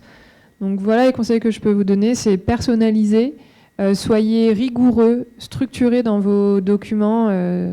Si l'orthographe n'est pas votre ami, faites-vous relire. Voilà, c'est plein de petites choses comme ça qui peuvent faire la différence. J'ajouterais un petit mot, donnez-nous envie, en fait. Donnez-nous envie de vous embaucher, donnez-nous envie de partager avec vous. Donc on a parlé d'humilité tout à l'heure, mais je pense que l'envie, c'est aussi un deuxième mot-clé pour moi. Et faites attention à qui vous envoyez la candidature, parce que l'envoyer à tout un studio, nous, ça nous arrive régulièrement, et en fait, nous, les techniciens et les réals, en général, on ne s'occupe pas des embauches de stagiaires. Après, sur certains sites de studios les plus grands, il y a une page contact directe. Donc là encore, n'hésitez pas à aller fouiller dans les sites des studios qui vous intéressent pour trouver soit le bon lien, soit la bonne personne qui est quand même indiquée. Et effectivement, quand la mauvaise personne reçoit un CV ou une candidature, au mieux, ça tombe à l'eau, mais au pire, ça met une mauvaise image sur vous, quoi. Donc, évitez ça. Je voulais juste revenir sur LinkedIn, parce qu'on en parle beaucoup. Et il y a quand même Jean-Emmanuel qui a son site, et on a l'impression qu'il n'y a que LinkedIn. Mais non. Est-ce que vous pourriez peut-être revenir sur comment on s'inscrit chez vous? Qu'est-ce que ça apporte exactement? Quelles sont les entreprises qui y ont accès? Quel est le modèle économique? Enfin, voilà. Alors, non, mais je suis complètement d'accord. Il faut multiplier les plateformes. C'est le seul moyen, c'est d'être présent partout et de vraiment réussir à alimenter ces différents profils sur les différentes plateformes du mieux possible. En tout cas, nous, Animate Society, c'est un site qui est gratuit, où les écoles, les élèves de ces écoles, les professionnels ou alumni des écoles, ainsi que les studios ou entreprises qui sont dans ce secteur, ont la possibilité de pouvoir donc créer leur page, leur profil, et donc ensuite d'avoir des liens directs donc, avec les personnes qui travaillent dans ces entreprises ou qui sont en études dans les écoles ou bien sont devenus professionnels indépendants. Donc voilà, ici en tout cas de créer un networking, un réseau avec tous les acteurs du secteur qui puissent être connectés. Après, il y a aussi vos métiers ouvrent aussi à d'autres possibilités que juste l'animation. Il y a d'autres choses aujourd'hui, d'autres nouveaux secteurs qui sont en train de se développer, et notamment avec l'arrivée de la 5G qui est un petit peu en train de beaucoup bousculer le secteur sur la création des contenus et justement la création de contenus interactifs, de contenu 3D. Enfin, voilà, il y a beaucoup de choses qui sont en train de se faire, et que ce soit dans le VFX également, des documentaires interactifs, des fictions interactives. Donc voilà, je pense que vous avez aussi cette opportunité d'arriver dans un secteur, je pense, qui est en train d'être révolutionné aussi par rapport à toutes les possibilités que ce secteur offre. Donc ayez aussi les yeux ouverts sur ce qui se passe de manière transversale dans le secteur, parce qu'il il y a énormément de choses qui sont en train de changer. Et en tout cas, voilà, à travers notre site, on essaie d'offrir des opportunités, bien entendu, aux élèves. Et ça passe par différentes choses, par des studios qui ont pu nous contacter justement pour leur proposer des profils. Mais voilà, et ça passe également par surtout la mise en avant de vos profils. Voilà, j'espère avoir été assez clair. On peut mettre des bandes démos, justement. Oui, tout à fait. Alors dans chacun des profils, vous avez la possibilité donc de mettre votre biographie, de pouvoir mettre les films sur lesquels vous avez travaillé, donc avec un système de crédit, de mettre votre bande démo, donc vraiment pour montrer votre travail spécifique, et de pouvoir ensuite détailler votre parcours avec un système donc de CV, donc par année avec des différences de couleurs pour bien marquer les périodes de stage, les périodes d'études, les périodes d'emploi. Donc voilà, vous avez vraiment tous les outils à votre disposition sur chacun des profils pour tendre à ce que votre singularité et votre comment dire, la manière dont vous faites tout votre métier, pardon, je ne trouve pas le mot. Oui, voilà, votre patte, merci, soit le mieux mise en avant possible. Et donc, vous ne loupiez aucune opportunité dans ce monde qui est compliqué. Merci.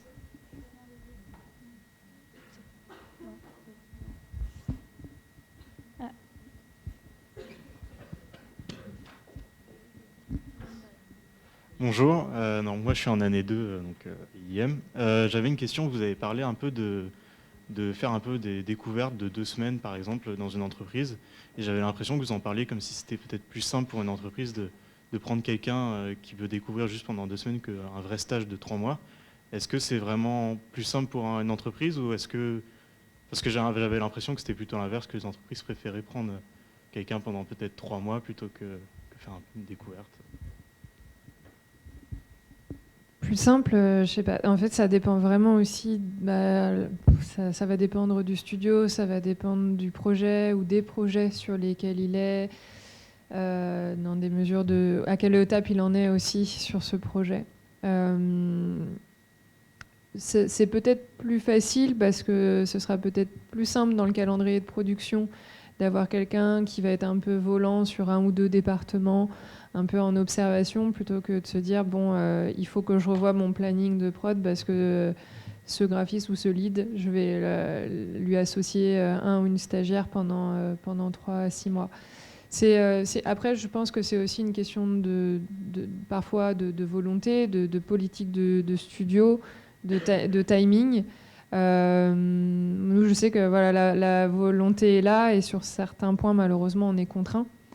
Donc on aimerait pouvoir offrir plus d'opportunités de stage, et moi je suis arrivée avec cet étendard parce qu'ayant été côté école, je trouve que c'est essentiel pour vous, et ça apporte aussi énormément de choses à un studio et à des équipes. Ça apporte beaucoup de sang neuf et c'est très agréable.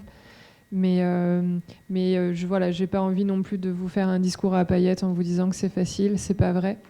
Donc je préfère être dans l'honnêteté, de dire mais par contre de tenter, et qu'effectivement peut-être que si quelqu'un vous dit bah non, un stage de 3 mois c'est pas possible, si vous avez la possibilité de faire 1-2 semaines comme ça de temps en temps d'observation, et de dire bah voilà, moi j'ai cette possibilité là aussi, qu'en pensez-vous, ça peut peut-être ouvrir une première porte.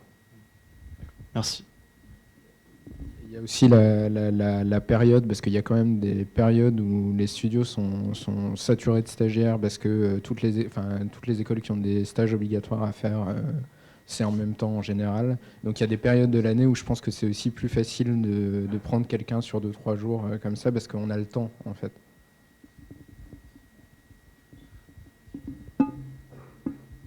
Oui, je voulais juste rebondir peut-être sur la question de la demoiselle tout à l'heure. Est-ce que dans les studios, il y a quand même de la place pour faire effectuer certaines petites tâches à des premières années ? Ou est-ce que c'est vraiment illusoire et là, on n'aura qu'un stage d'observation ou de photocopie est à sacrifier ? En même temps, il n'y a pas longtemps, j'ai interviewé le directeur technique de J'ai perdu mon corps, donc quand même un type qui est plutôt réussi, qui me disait qu'il avait commencé par des stages photocopie et que souvent, il choisissait plutôt la structure, curieusement, et peu importe le contenu de ce qu'il y faisait, parce qu'il avait envie absolument d'être dans cette boîte-là.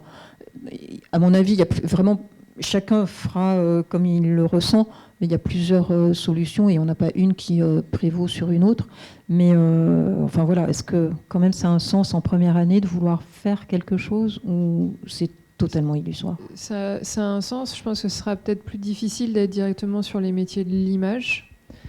Moi, je pensais à des... Alors, nous, je sais qu'on a pris une stagiaire ici qui est en gestion de production, donc qui n'est pas en première année par contre, mais on avait par exemple aussi un gros besoin sur toute la partie administration du studio.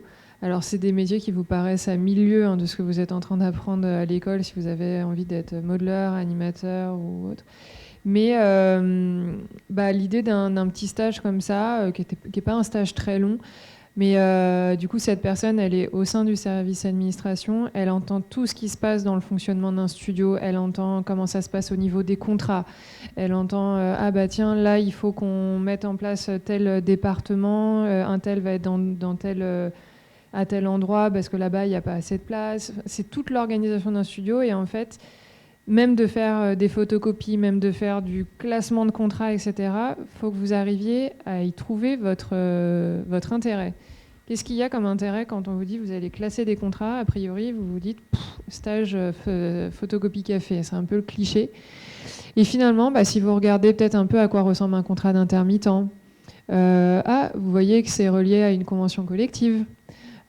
Qu'est-ce que c'est que cette convention collective? Je vais aller la lire, je vais voir les différents métiers qu'il y a dans cette convention collective, je vais voir les salaires pratiqués. Voilà, c'est toute une méthode qui peut... c'est plein de petits stages comme ça qui sont peut-être intéressants en première année, alors ça vous fait peut-être pas toucher comme ça tout de suite aux outils, mais c'est un bon moyen et puis c'est surtout vous rencontrez plein de gens. Déjà, ne serait-ce qu'à la pause déjeuner. Ou à la pause café, justement.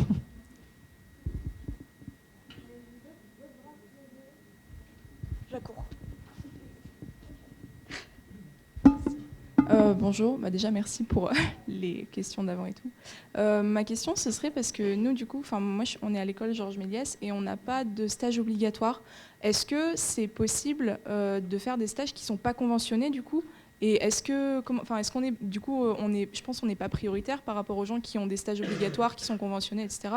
Est-ce qu'on garde le statut de stage ou est-ce que c'est un statut plutôt d'emploi, mais du coup, c'est un peu illusoire d'en avoir quand on est étudiant, je pense, non? Alors, a priori, un stage, normalement, doit avoir une convention pour qu'il puisse être légal aussi bien pour l'école. En fait, c'est tripartite. Donc, c'est vous, votre école et le studio, l'entreprise qui vous accueille. Mais ce n'est pas parce que votre stage n'est pas obligatoire que votre école ne veut pas vous délivrer de convention. Donc, vous pouvez effectivement demander, vous rapprocher des équipes de votre école. Je pense qu'ils sont en capacité de pouvoir vous délivrer une convention de stage. Il y a des modèles qui sont disponibles directement fournis par l'État, s'ils n'ont pas un modèle type de convention de stage. Mais voilà, une entreprise aussi, pour qu'elle soit dans les règles, doit vous embaucher avec une convention. Ok, merci.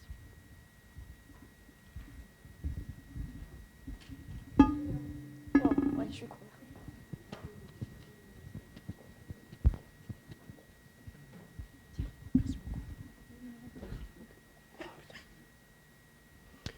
Bonjour, alors je me présente donc Lucas Frédéric, je suis en 3e année chez Brassard Lyon.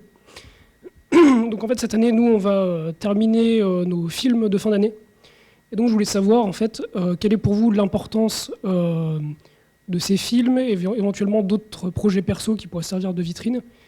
Quelle est l'importance aussi bien du point de vue du recruteur que d'autres artistes, on va dire, pour tisser le réseau par rapport aux événements purs de réseautage. Voilà. C'est-à-dire la vitrine, comment la nourrir et quelle est l'importance pour vous voilà. Faire un début de réponse, ça va dépendre vachement de ce que vous voulez faire avec, en fait. C'est-à-dire que si le but c'est de réaliser derrière, ça peut être bien d'avoir des films à soi et pas forcément faits en équipe. Ça peut être bien d'avoir des projets à côté du projet en équipe parce que souvent le projet en équipe demande de faire un certain nombre de concessions voilà, pour que ça fonctionne et pour que humainement ça soit viable. Et ça ne correspond pas forcément à votre envie artistique. Et voilà, donc je pense que, en tout cas, du point de vue de la réalisation, c'est important d'avoir des choses qui transcrivent bien ce que vous avez envie de faire.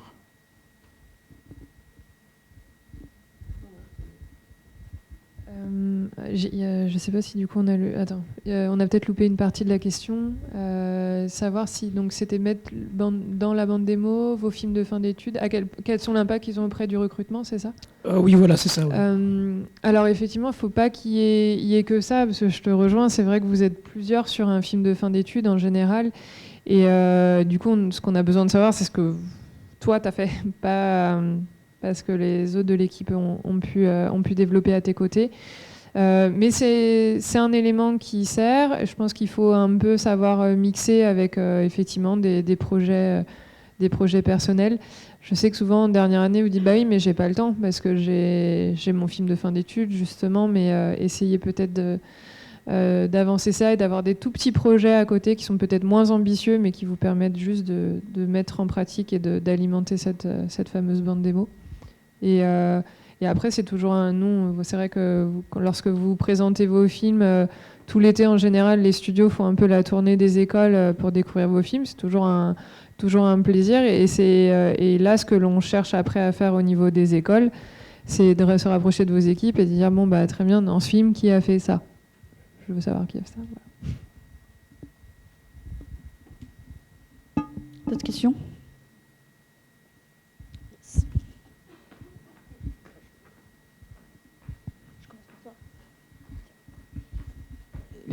C'est juste une halte, hein, il va continuer le micro vers toi, mais juste puisqu'on parlait des jurys, c'est vrai que là encore, les jurys d'école, hein, de films de fin d'études, j'entends, ils sont souvent composés évidemment de professionnels.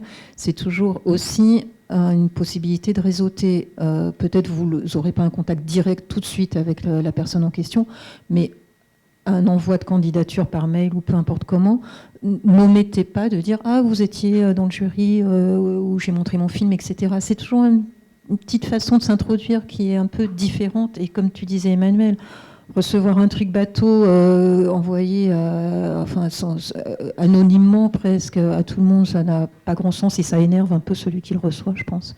Alors que tout de suite mettre une petite touche perso, et parfois ça peut être juste ça, vous étiez à mon jury de fin d'études, je vous ai rencontré à tel événement, ça peut suffire. Voilà. Et je laisse le micro continuer.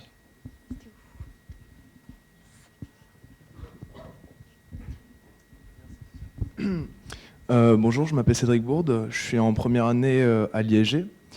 Et pour ceux qui ne sont pas forcément familiers avec plusieurs mots de vocabulaire de ce secteur, dont moi, qu'est-ce qu'une bande démo et que mettre dedans?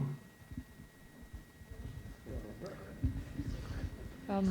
Alors, une bande démo, c'est une courte vidéo dans laquelle tu présenteras une sélection de ton travail, de tes travaux, qui vont être mis bout à bout pour justement montrer en disant 1 minute 30 grand maximum, quelles sont tes compétences et quel est ton talent. Cette bande démo, c'est... tu vois, quand tu regardes, peut-être que ça t'est arrivé de regarder des bandes démos justement de studios. Tu peux avoir par exemple le studio, je sais pas, MPC qui va montrer tous les films sur lesquels il a travaillé sur l'année 2019 par exemple et qui va mettre bout à bout dans une vidéo d'1 minute 30 justement. Bah là lui aussi c'est pour se vendre. Regardez ce que nos équipes savent faire. Tu dois toi faire la même chose à travers cette bande démo. Voilà, sur lesquels tu mettras une sélection de tes travaux.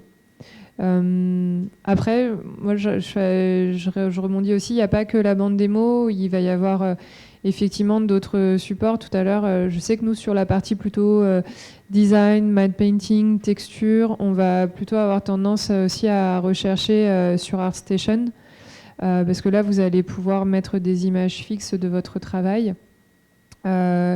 Et je sais que nous, nos superviseurs sur ce département-là, en fait, dans le métro, vous êtes peut-être sur Facebook ou Instagram, eux, ils sont sur ArtStation et ils regardent des profils et ils suivent des gens. Et l'avantage, c'est que vous pouvez aussi, grâce à ça, suivre des artistes à travers le monde.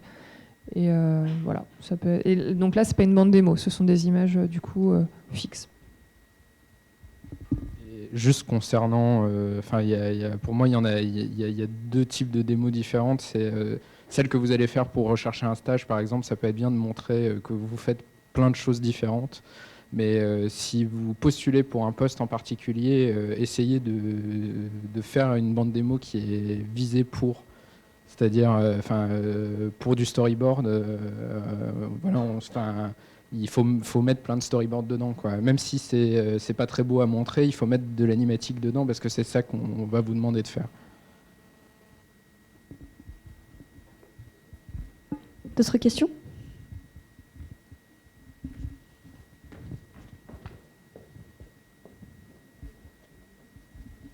Bonjour, du coup moi je suis en DENMAD animation du réel en 2e année et du coup par rapport à animation du réel je voulais savoir si vous aviez des idées en fait de s'il y a des choses différentes à présenter en documentaire, si on veut faire du documentaire plus en particulier ou de la publicité ou des choses comme ça, si c'est différent, si ma bande démo par exemple elle sera vraiment très différente d'une bande démo de quelqu'un qui sera juste en narration ou si je dois mettre des choses en particulier en plus, des choses à savoir en plus, etc.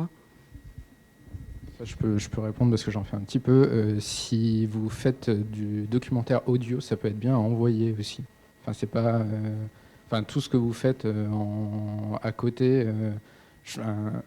Dans le monde du docu, en tout cas, il y a beaucoup de gens qui font les deux, en fait, qui font des films et parce qu'il y a le documentaire vit beaucoup plus dans le monde de l'audio. Donc faut écouter un petit peu ce qui se fait sur Arte Radio ou sur France Culture, mais nous les gens avec qui on travaille en documentaire, souvent c'est ça, ils nous envoient des films qu'ils ont fait, mais aussi ce qu'ils ont pu faire sur d'autres formes. Ça peut être aussi, ça se développe de plus en plus, il y a la BD documentaire. Voilà.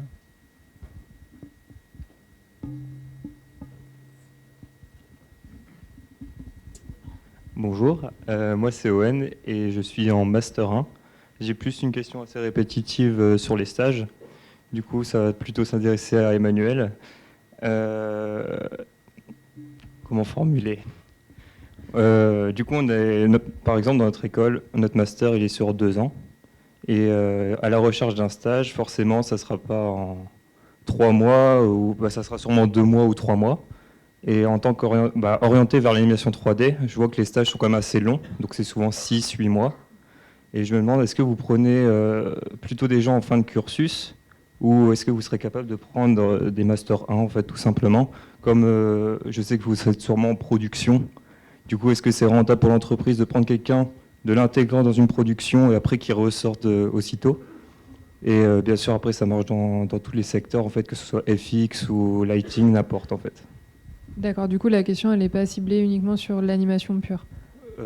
Plus particulièrement sur l'animation, mais après, pour avoir une réponse plus concrète avec les autres secteurs, en fait. Alors, on peut prendre des stages en Master 1. C'est vrai que souvent, on privilégie les fins d'études parce que l'objectif étant, si tout se passe bien, que le stage donne lieu à une embauche derrière. En animation, je sais qu'effectivement, ce qu'on a l'habitude de faire, c'est prendre cette année, on avait pris 4 stagiaires animateurs durant tout l'été. Je crois qu'ils avaient commencé vers mai-juin jusqu'à septembre. Donc c'est 6 mois maximum, on n'a pas le droit de faire plus. Et de là, derrière, ils ont été basculés en CDDU, en contrat déterminé d'usage. Et alors, c'est pas grave parce que même si tu fais un stage et que tu es en Master 1 et qu'il te reste effectivement encore une année d'études derrière, c'est un premier pas. Tu pourras peut-être revenir sur un autre stage durant ton Master 2. Et je pense que c'est peut-être aussi après, c'est peut-être à nous aussi, entreprises, de changer un peu la vision des choses. C'est vrai qu'une entreprise se dit bah oui, mais si je le forme et que derrière il s'en va ailleurs, j'ai un peu perdu mon investissement. Et peut-être que c'est aussi un travail qui va se faire petit à petit, de voir les choses autrement et de se dire que non, en fait, on aura juste contribué à ta formation, à ta montée en compétences et à ta prise de talent. Et Et l'idée, c'est que tu aies un bon souvenir justement de ce passage dans ce stage, c'est de se dire, même si derrière, j'ai souhaité aller voir comment ça se passait ailleurs, je serai toujours reconnaissant, je saurais aussi expliquer ce que ce stage m'a apporté. Du coup, ça reste toujours très bénéfique et pour toi et pour l'entreprise, parce que tu en parleras de manière très positive. Et voilà, bon, là, c'est le job à faire, nous, côté studio, de changer un peu notre vision des choses. Mais moi, je pense, tout ça pour dire qu'un stage en Master 1 n'est pas impossible. Et du coup, c'est pas gênant en fait de rentrer en plein milieu d'une production et de partir en plein milieu en fait. Non, du coup, parce qu'en fait, on a la phase du coup d'adaptation. Donc, par exemple, si je rentre chez Fortiche, vous avez votre style d'animation, vous avez votre style particulier en fait, et le temps par exemple que je me forme, ça peut me prendre 1 mois. Mais si j'ai 3 mois de stage, je perds déjà 1 mois. Est-ce que C'est vrai que du coup, sur certains métiers, on va favoriser les stages longs parce qu'on sait que le temps effectivement d'adaptation va être plus ou moins long, le temps de formation, qui parfois est, on l'imagine plus nous à 1 mois et demi, 2 mois minimum. Et après, faut voir aussi à quel moment tu arrives. Donc oui, c'est possible d'arriver en production.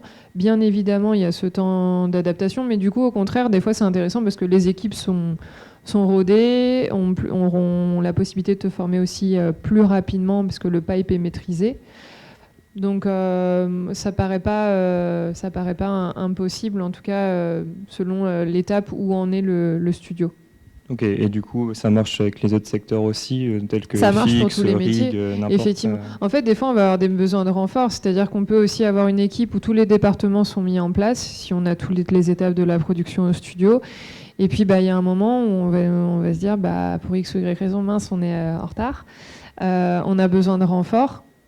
Et pourquoi pas, là, dans ces cas-là, partir sur l'option d'un stage qui va venir prêter main forte durant une courte période pour essayer de compenser les équipes et de rattraper petit à petit le retard.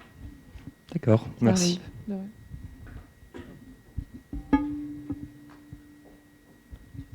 Non, juste un mot, je rappelle juste qu'un stage ne sert pas à prendre la place d'un vrai poste de travail. Que les choses soient claires.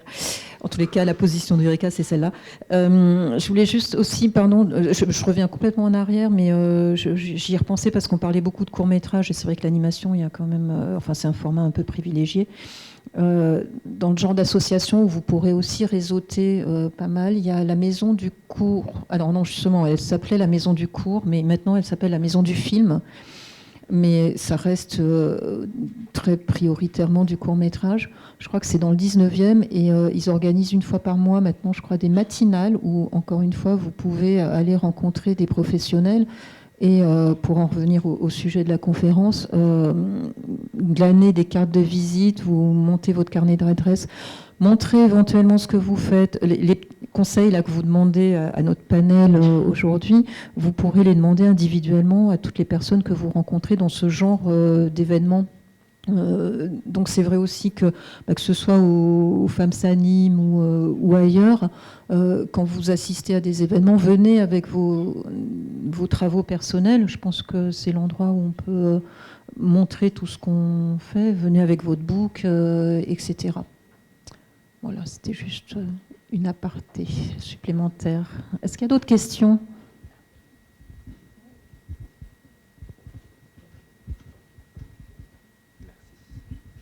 Bonjour, moi c'est Sacha, étudiant en 2e année à l'IEM, et je voulais savoir, est-ce que grâce au réseau professionnel, on aura beaucoup l'occasion de voyager sur différentes missions et dans le monde entier ?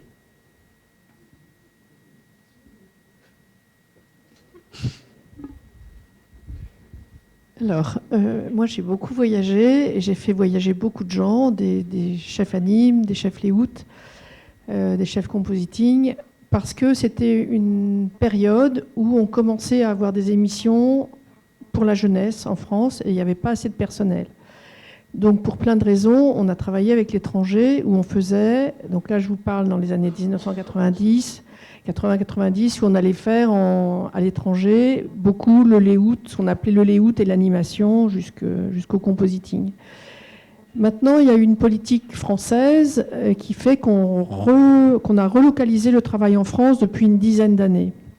Donc on fait maintenant, il y a certains studios, bon, moi j'ai beaucoup travaillé, parce que je suis au bord de la société Timto, où on fait tout en France, du début jusqu'à la fin. Donc pourquoi aussi maintenant on est 7500, pourquoi il y a aussi autant d'écoles, c'est qu'on a eu besoin de former des professionnels, et on a rapatrié du travail en France. Mais bien qu'on soit nombreux en France, on continue malgré tout à aller toujours travailler avec l'étranger.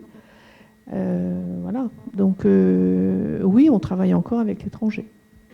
On a beaucoup d'heures de programme. Hein. Enfin, bon, vous le savez, on vous le dit dans vos écoles.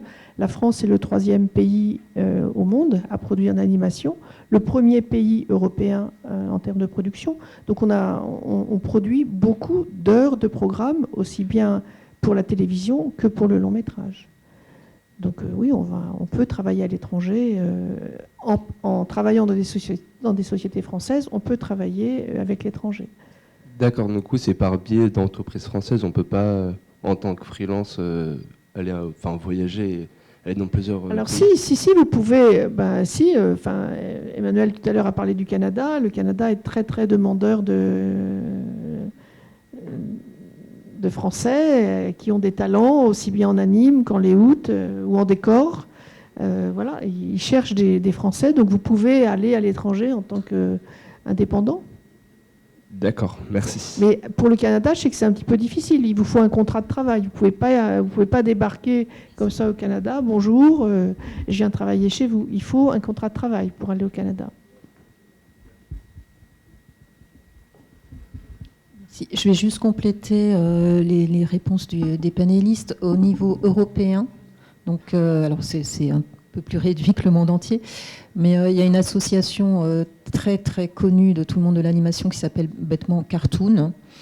Cartoon organise plein de choses, organise des forums de coproduction, des pitchs, enfin vraiment plein de choses. Il faut absolument aussi regarder ce qu'ils font. Et notamment une formation qui s'appelle Cartoon Springboard, qui permet, alors je crois qu'il y a 6 écoles qui participent à ça en Europe, qui permet de travailler sur des projets communs inter-européens en fait. Donc là, c'est des endroits où tu vas de fait aller de pays en pays. Alors c'est pas forcément, ton école le fera peut-être pas, donc c'est peut-être pas une solution immédiate pour toi, mais en tous les cas, Cartoon, c'est aussi un endroit où dans leurs différents événements, tu peux rencontrer d'autres Européens, donc j'en reviens à mon création de réseau, et aller travailler du coup avec les gens que tu rencontres à ce niveau-là. Et l'Europe, évidemment, c'est beaucoup plus facile d'y travailler que dans d'autres pays où tu as besoin de visa, de trucs, de machin, quoi. Ouais, Animation sans frontières, oui, où tu as aussi, mais c'est aussi réservé à certaines écoles. Donc je crois que c'est. Et il y a Viborg, il y a l'Animation Workshop qui fait beaucoup de. Ils font partie d'Animation sans frontières. Ils font partie d'ASF, mais ils font des formations aussi eux. Sur des aspects techniques. Ouais. Enfin, là, je sais qu'il y avait une formation sur le storyboard, il y en a une sur le documentaire animé. Enfin, il y a plusieurs formations qui se font là-bas, donc c'est au Danemark. Hein. Mais en tous les cas, via Cartoon, et notamment ce qu'ils font, ils font des pitchs, hein, c'est très connu de coproduction. En plus, maintenant, c'est en France, la plupart de leurs événements. Après, c'est assez cher. Par contre, là, c'est un vrai investissement. Il faut essayer d'amadouer les responsables, mais ils sont assez intraitables. Mais c'est des endroits pareils. C'est un peu comme le MIFA, quoi, où tu rencontres plein de gens. Sauf que là, tu es sûr que c'est une échelle européenne. Donc, si tu as envie d'aller voir un peu ailleurs ce qui se passe... Il faut essayer de rentrer en contact avec ces gens-là.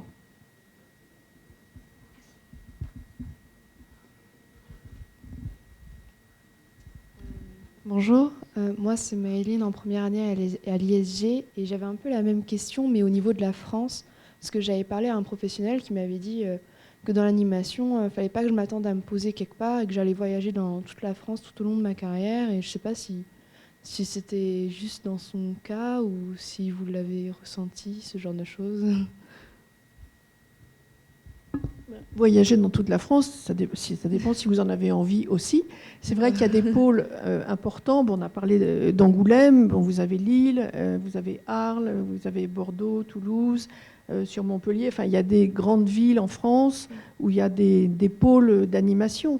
Après, ça dépend de ce que vous avez envie de faire. On en revient toujours un petit peu à ça. Qu'est-ce que vous avez envie de faire ? et vous voulez travailler un peu de temps, longtemps, vous avez envie de vous installer dans un studio parce que ce studio vous plaît et que vous avez envie d'y rester, et que si ce studio a beaucoup de travail, on a des salariés qui restent 10 ans dans les mêmes structures, et on en a, quand la production est finie, ils s'en vont, ils vont ailleurs, dans une autre société, parce que le projet dans l'autre société leur plaît mieux. Donc c'est aussi vous, qu'est-ce que vous avez envie de faire. C'est vrai que plus on voit de sociétés, plus on apprend comment ça se passe, mais il y a aussi des gens qui sont un petit peu plus, peut-être je vais dire le mot fragile, mais c'est peut-être pas tout à fait le mot, ils ont envie d'un peu de sécurité. Et quand ils se sentent bien dans une structure, les travaux s'enchaînent, les productions s'enchaînent. Si on leur propose du travail, ben, ils restent dans la même structure. Donc ça dépend toujours, vous, qu'est-ce que vous avez envie de faire. Et après, si vous avez envie, oui, en France, vous pouvez aller travailler 6 mois à Angoulême, 3 mois à Lille, 6 mois à Arles, enfin revenir à Paris. Voilà, c'est quoi vos attaches? Est-ce que la vie parisienne, à un moment de votre vie, peut-être vous en aurez ras-le-bol de Paris et de la région parisienne et vous aurez envie de trouver du job en province? C'est vrai que maintenant, il y a pas mal de travail en province. Merci. Il y a pas mal la plupart des postes pérennes sont là-bas aussi. Enfin, sur les pôles de Valence, Lille et Angoulême notamment, c'est possible d'y rester, de faire toute sa carrière là-bas. Et juste aussi pour finir sur cette question, c'est quand même aussi des métiers où il y a pas mal de télétravail. Donc parfois tu vas travailler pour un studio qui sera peut-être effectivement à Angoulême, mais tu seras à Paris chez toi.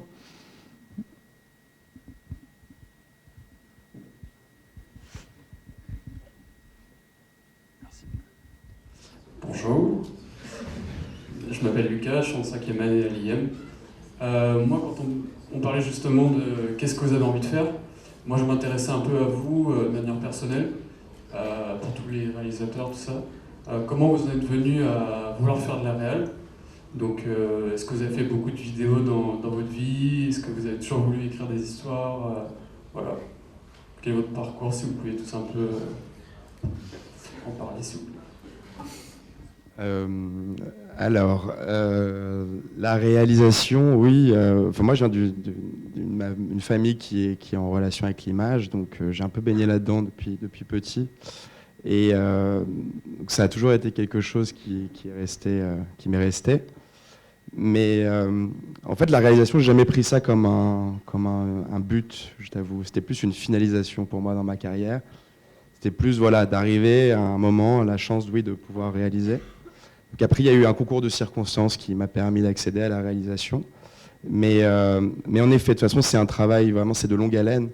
Et encore, je me permets encore de dire ça, mais il faut vraiment, il faut pas avoir peur il n'y a pas de sous-métier du tout, quoi. Enfin, il faut tout faire. Il faut absolument tout faire pour gérer un minimum dans chacun des métiers qui vont composer ton équipe. Parce que c'est la meilleure manière de comprendre exactement comment tout va s'imbriquer, tout va se faire. Donc, je pense que la réalisation, ça commence surtout par ça, en fait, par passer par tous les métiers et pour ensuite passer ce cap-là, intégrer tout ça, le digérer et ensuite avoir la maturité pour commencer à se dire artistiquement, je pense que je commence à être plus mature dans ma gestion d'équipe, je commence à être plus mature aussi. Et donc de passer cette étape pour accéder justement à ce poste-là. Ok.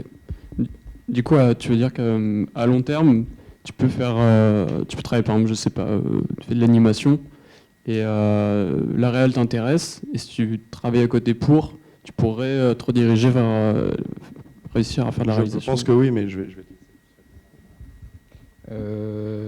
Alors pour répondre à la première question, je voulais faire de la BD à la base. J'ai fait des études d'animation parce que je voulais apprendre à dessiner et que ça me paraissait les meilleures études pour ça. Et je suis allé en DMA à l'ESAT et j'ai rencontré un monsieur qui s'appelle Alexis Huneau qui est le cours de cinémato là-bas et qui m'a initié au court-métrage d'animation et à tout ce qu'on pouvait y faire. Et en fait, à ce moment-là, moi, je me suis dit que je voulais absolument faire ça, quoi. Enfin, et après, je suis assez d'accord, il y a quelque chose que moi j'ai découvert dans un deuxième temps, c'est le plaisir de travailler avec plein de gens, en fait, et parce qu'on touche un petit peu à tout, mais Enfin, on est clairement. Enfin, moi, je m'estime pas bon dans aucun des domaines. C'est assez plaisant ce truc-là d'échanger avec des gens qui connaissent très très bien leur métier. En fait, on apprend tout le temps. Il y a un truc super riche de faire ça. Merci. Dans les réals actuels, il y en a beaucoup, la poudrière n'existait pas, il y en a beaucoup qui ont fait par exemple du storyboard, qui ont été chef board, et après plusieurs années de board, ils sont passés à la réalisation. Vous avez aussi des réals qui viennent de l'animation, ou plus de layout. Voilà, donc bon, là on parle beaucoup de l'image, il ne faut pas oublier que sur toutes les images, il y a du son, donc ne pas oublier le son. Parce que, moi, par rapport à tout mon parcours professionnel, j'ai souvent eu des réals quand on parlait son. Alors là, la musique, ouais, d'accord. Les voix, bof. Les bruits, les ambiances. Or, vous le savez, on vous l'apprend, j'espère, dans les écoles, mais je pense que oui. Le son est important. Donc, l'image, c'est important. Mais vous pouvez aussi faire le choix de dire, le son, ça m'intéresse beaucoup moins. Et auquel cas, on va prendre un réalisateur sonore, où on va prendre un superviseur de post-production sonore. Je revenais... Oui, voilà, je disais, en fait, on n'est pas forcément réel du jour au lendemain. On peut avoir fait 5 ans, 10 ans, voire plus, de l'anime, du layout. Et puis, on a un peu le déclic. On travaille avec des équipes. Le réalisateur, c'est un chef d'orchestre. Il a toute une équipe. On a parlé de se constituer son petit groupe de copains, son petit groupe d'amis. Parce que le jour où on est réel, on a envie aussi d'être entouré de gens avec qui on a des atomes crochus. On travaille longtemps ensemble. On est sur du 12 mois, du 18 mois, du 20 mois. C'est long. Et donc, il faut qu'on se constitue des équipes aussi. Et quand on est avec des équipes où ça se passe bien, le réseau, il se fait aussi comme ça. Parce que après, un autre de l'équipe va devenir réalisateur ou assistant réalisateur dans une autre structure. Et ça se sera bien passé avec vous. Et il dira, mais tiens, moi j'ai bossé avec un tel et c'était super. Donc ça se construit petit à petit. Merci beaucoup. Peut-être ajouter, par exemple, personnellement, je suis plutôt technicien, donc actuellement généraliste, je m'intéresse beaucoup aux personnages, tout ça. Mais en fait, faire du court-métrage, j'ai toujours trouvé ça super intéressant. J'ai pas mal d'idées. Il y a plein de choses où je m'imagine mettre en œuvre et faire un projet de A à Z, tout ça. Donc comme c'est très compliqué de faire toute une technique tout seul, au long terme, c'est réaliser quelque chose, quoi. Et du coup, je me demandais si c'était concevable d'imaginer faire de la réalisation plus tard en étant très technicien à la base. Oui, je pense, c'était la réponse un petit peu. Je pense qu'on peut y venir par plein de chemins différents, en fait. Là, je pense qu'un des trucs quand même importants, après ça va dépendre un petit peu des formats sur lesquels on bosse, mais pour parler du court-métrage, il faut avoir envie de dire des trucs, il faut en avoir vraiment envie, parce que ça met 3, 4, 5, 6 ans à faire un cours, entre les monter des dossiers, les fabriquer le film, faut y tenir à ces idées. Ouais. On est en plein court-métrage là, donc ouais. C'est chaud. Bon, merci beaucoup.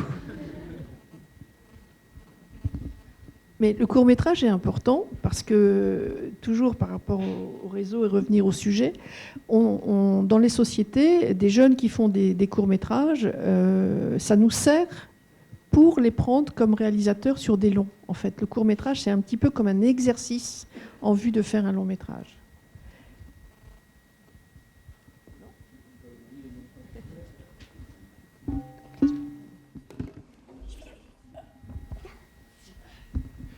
Bonjour.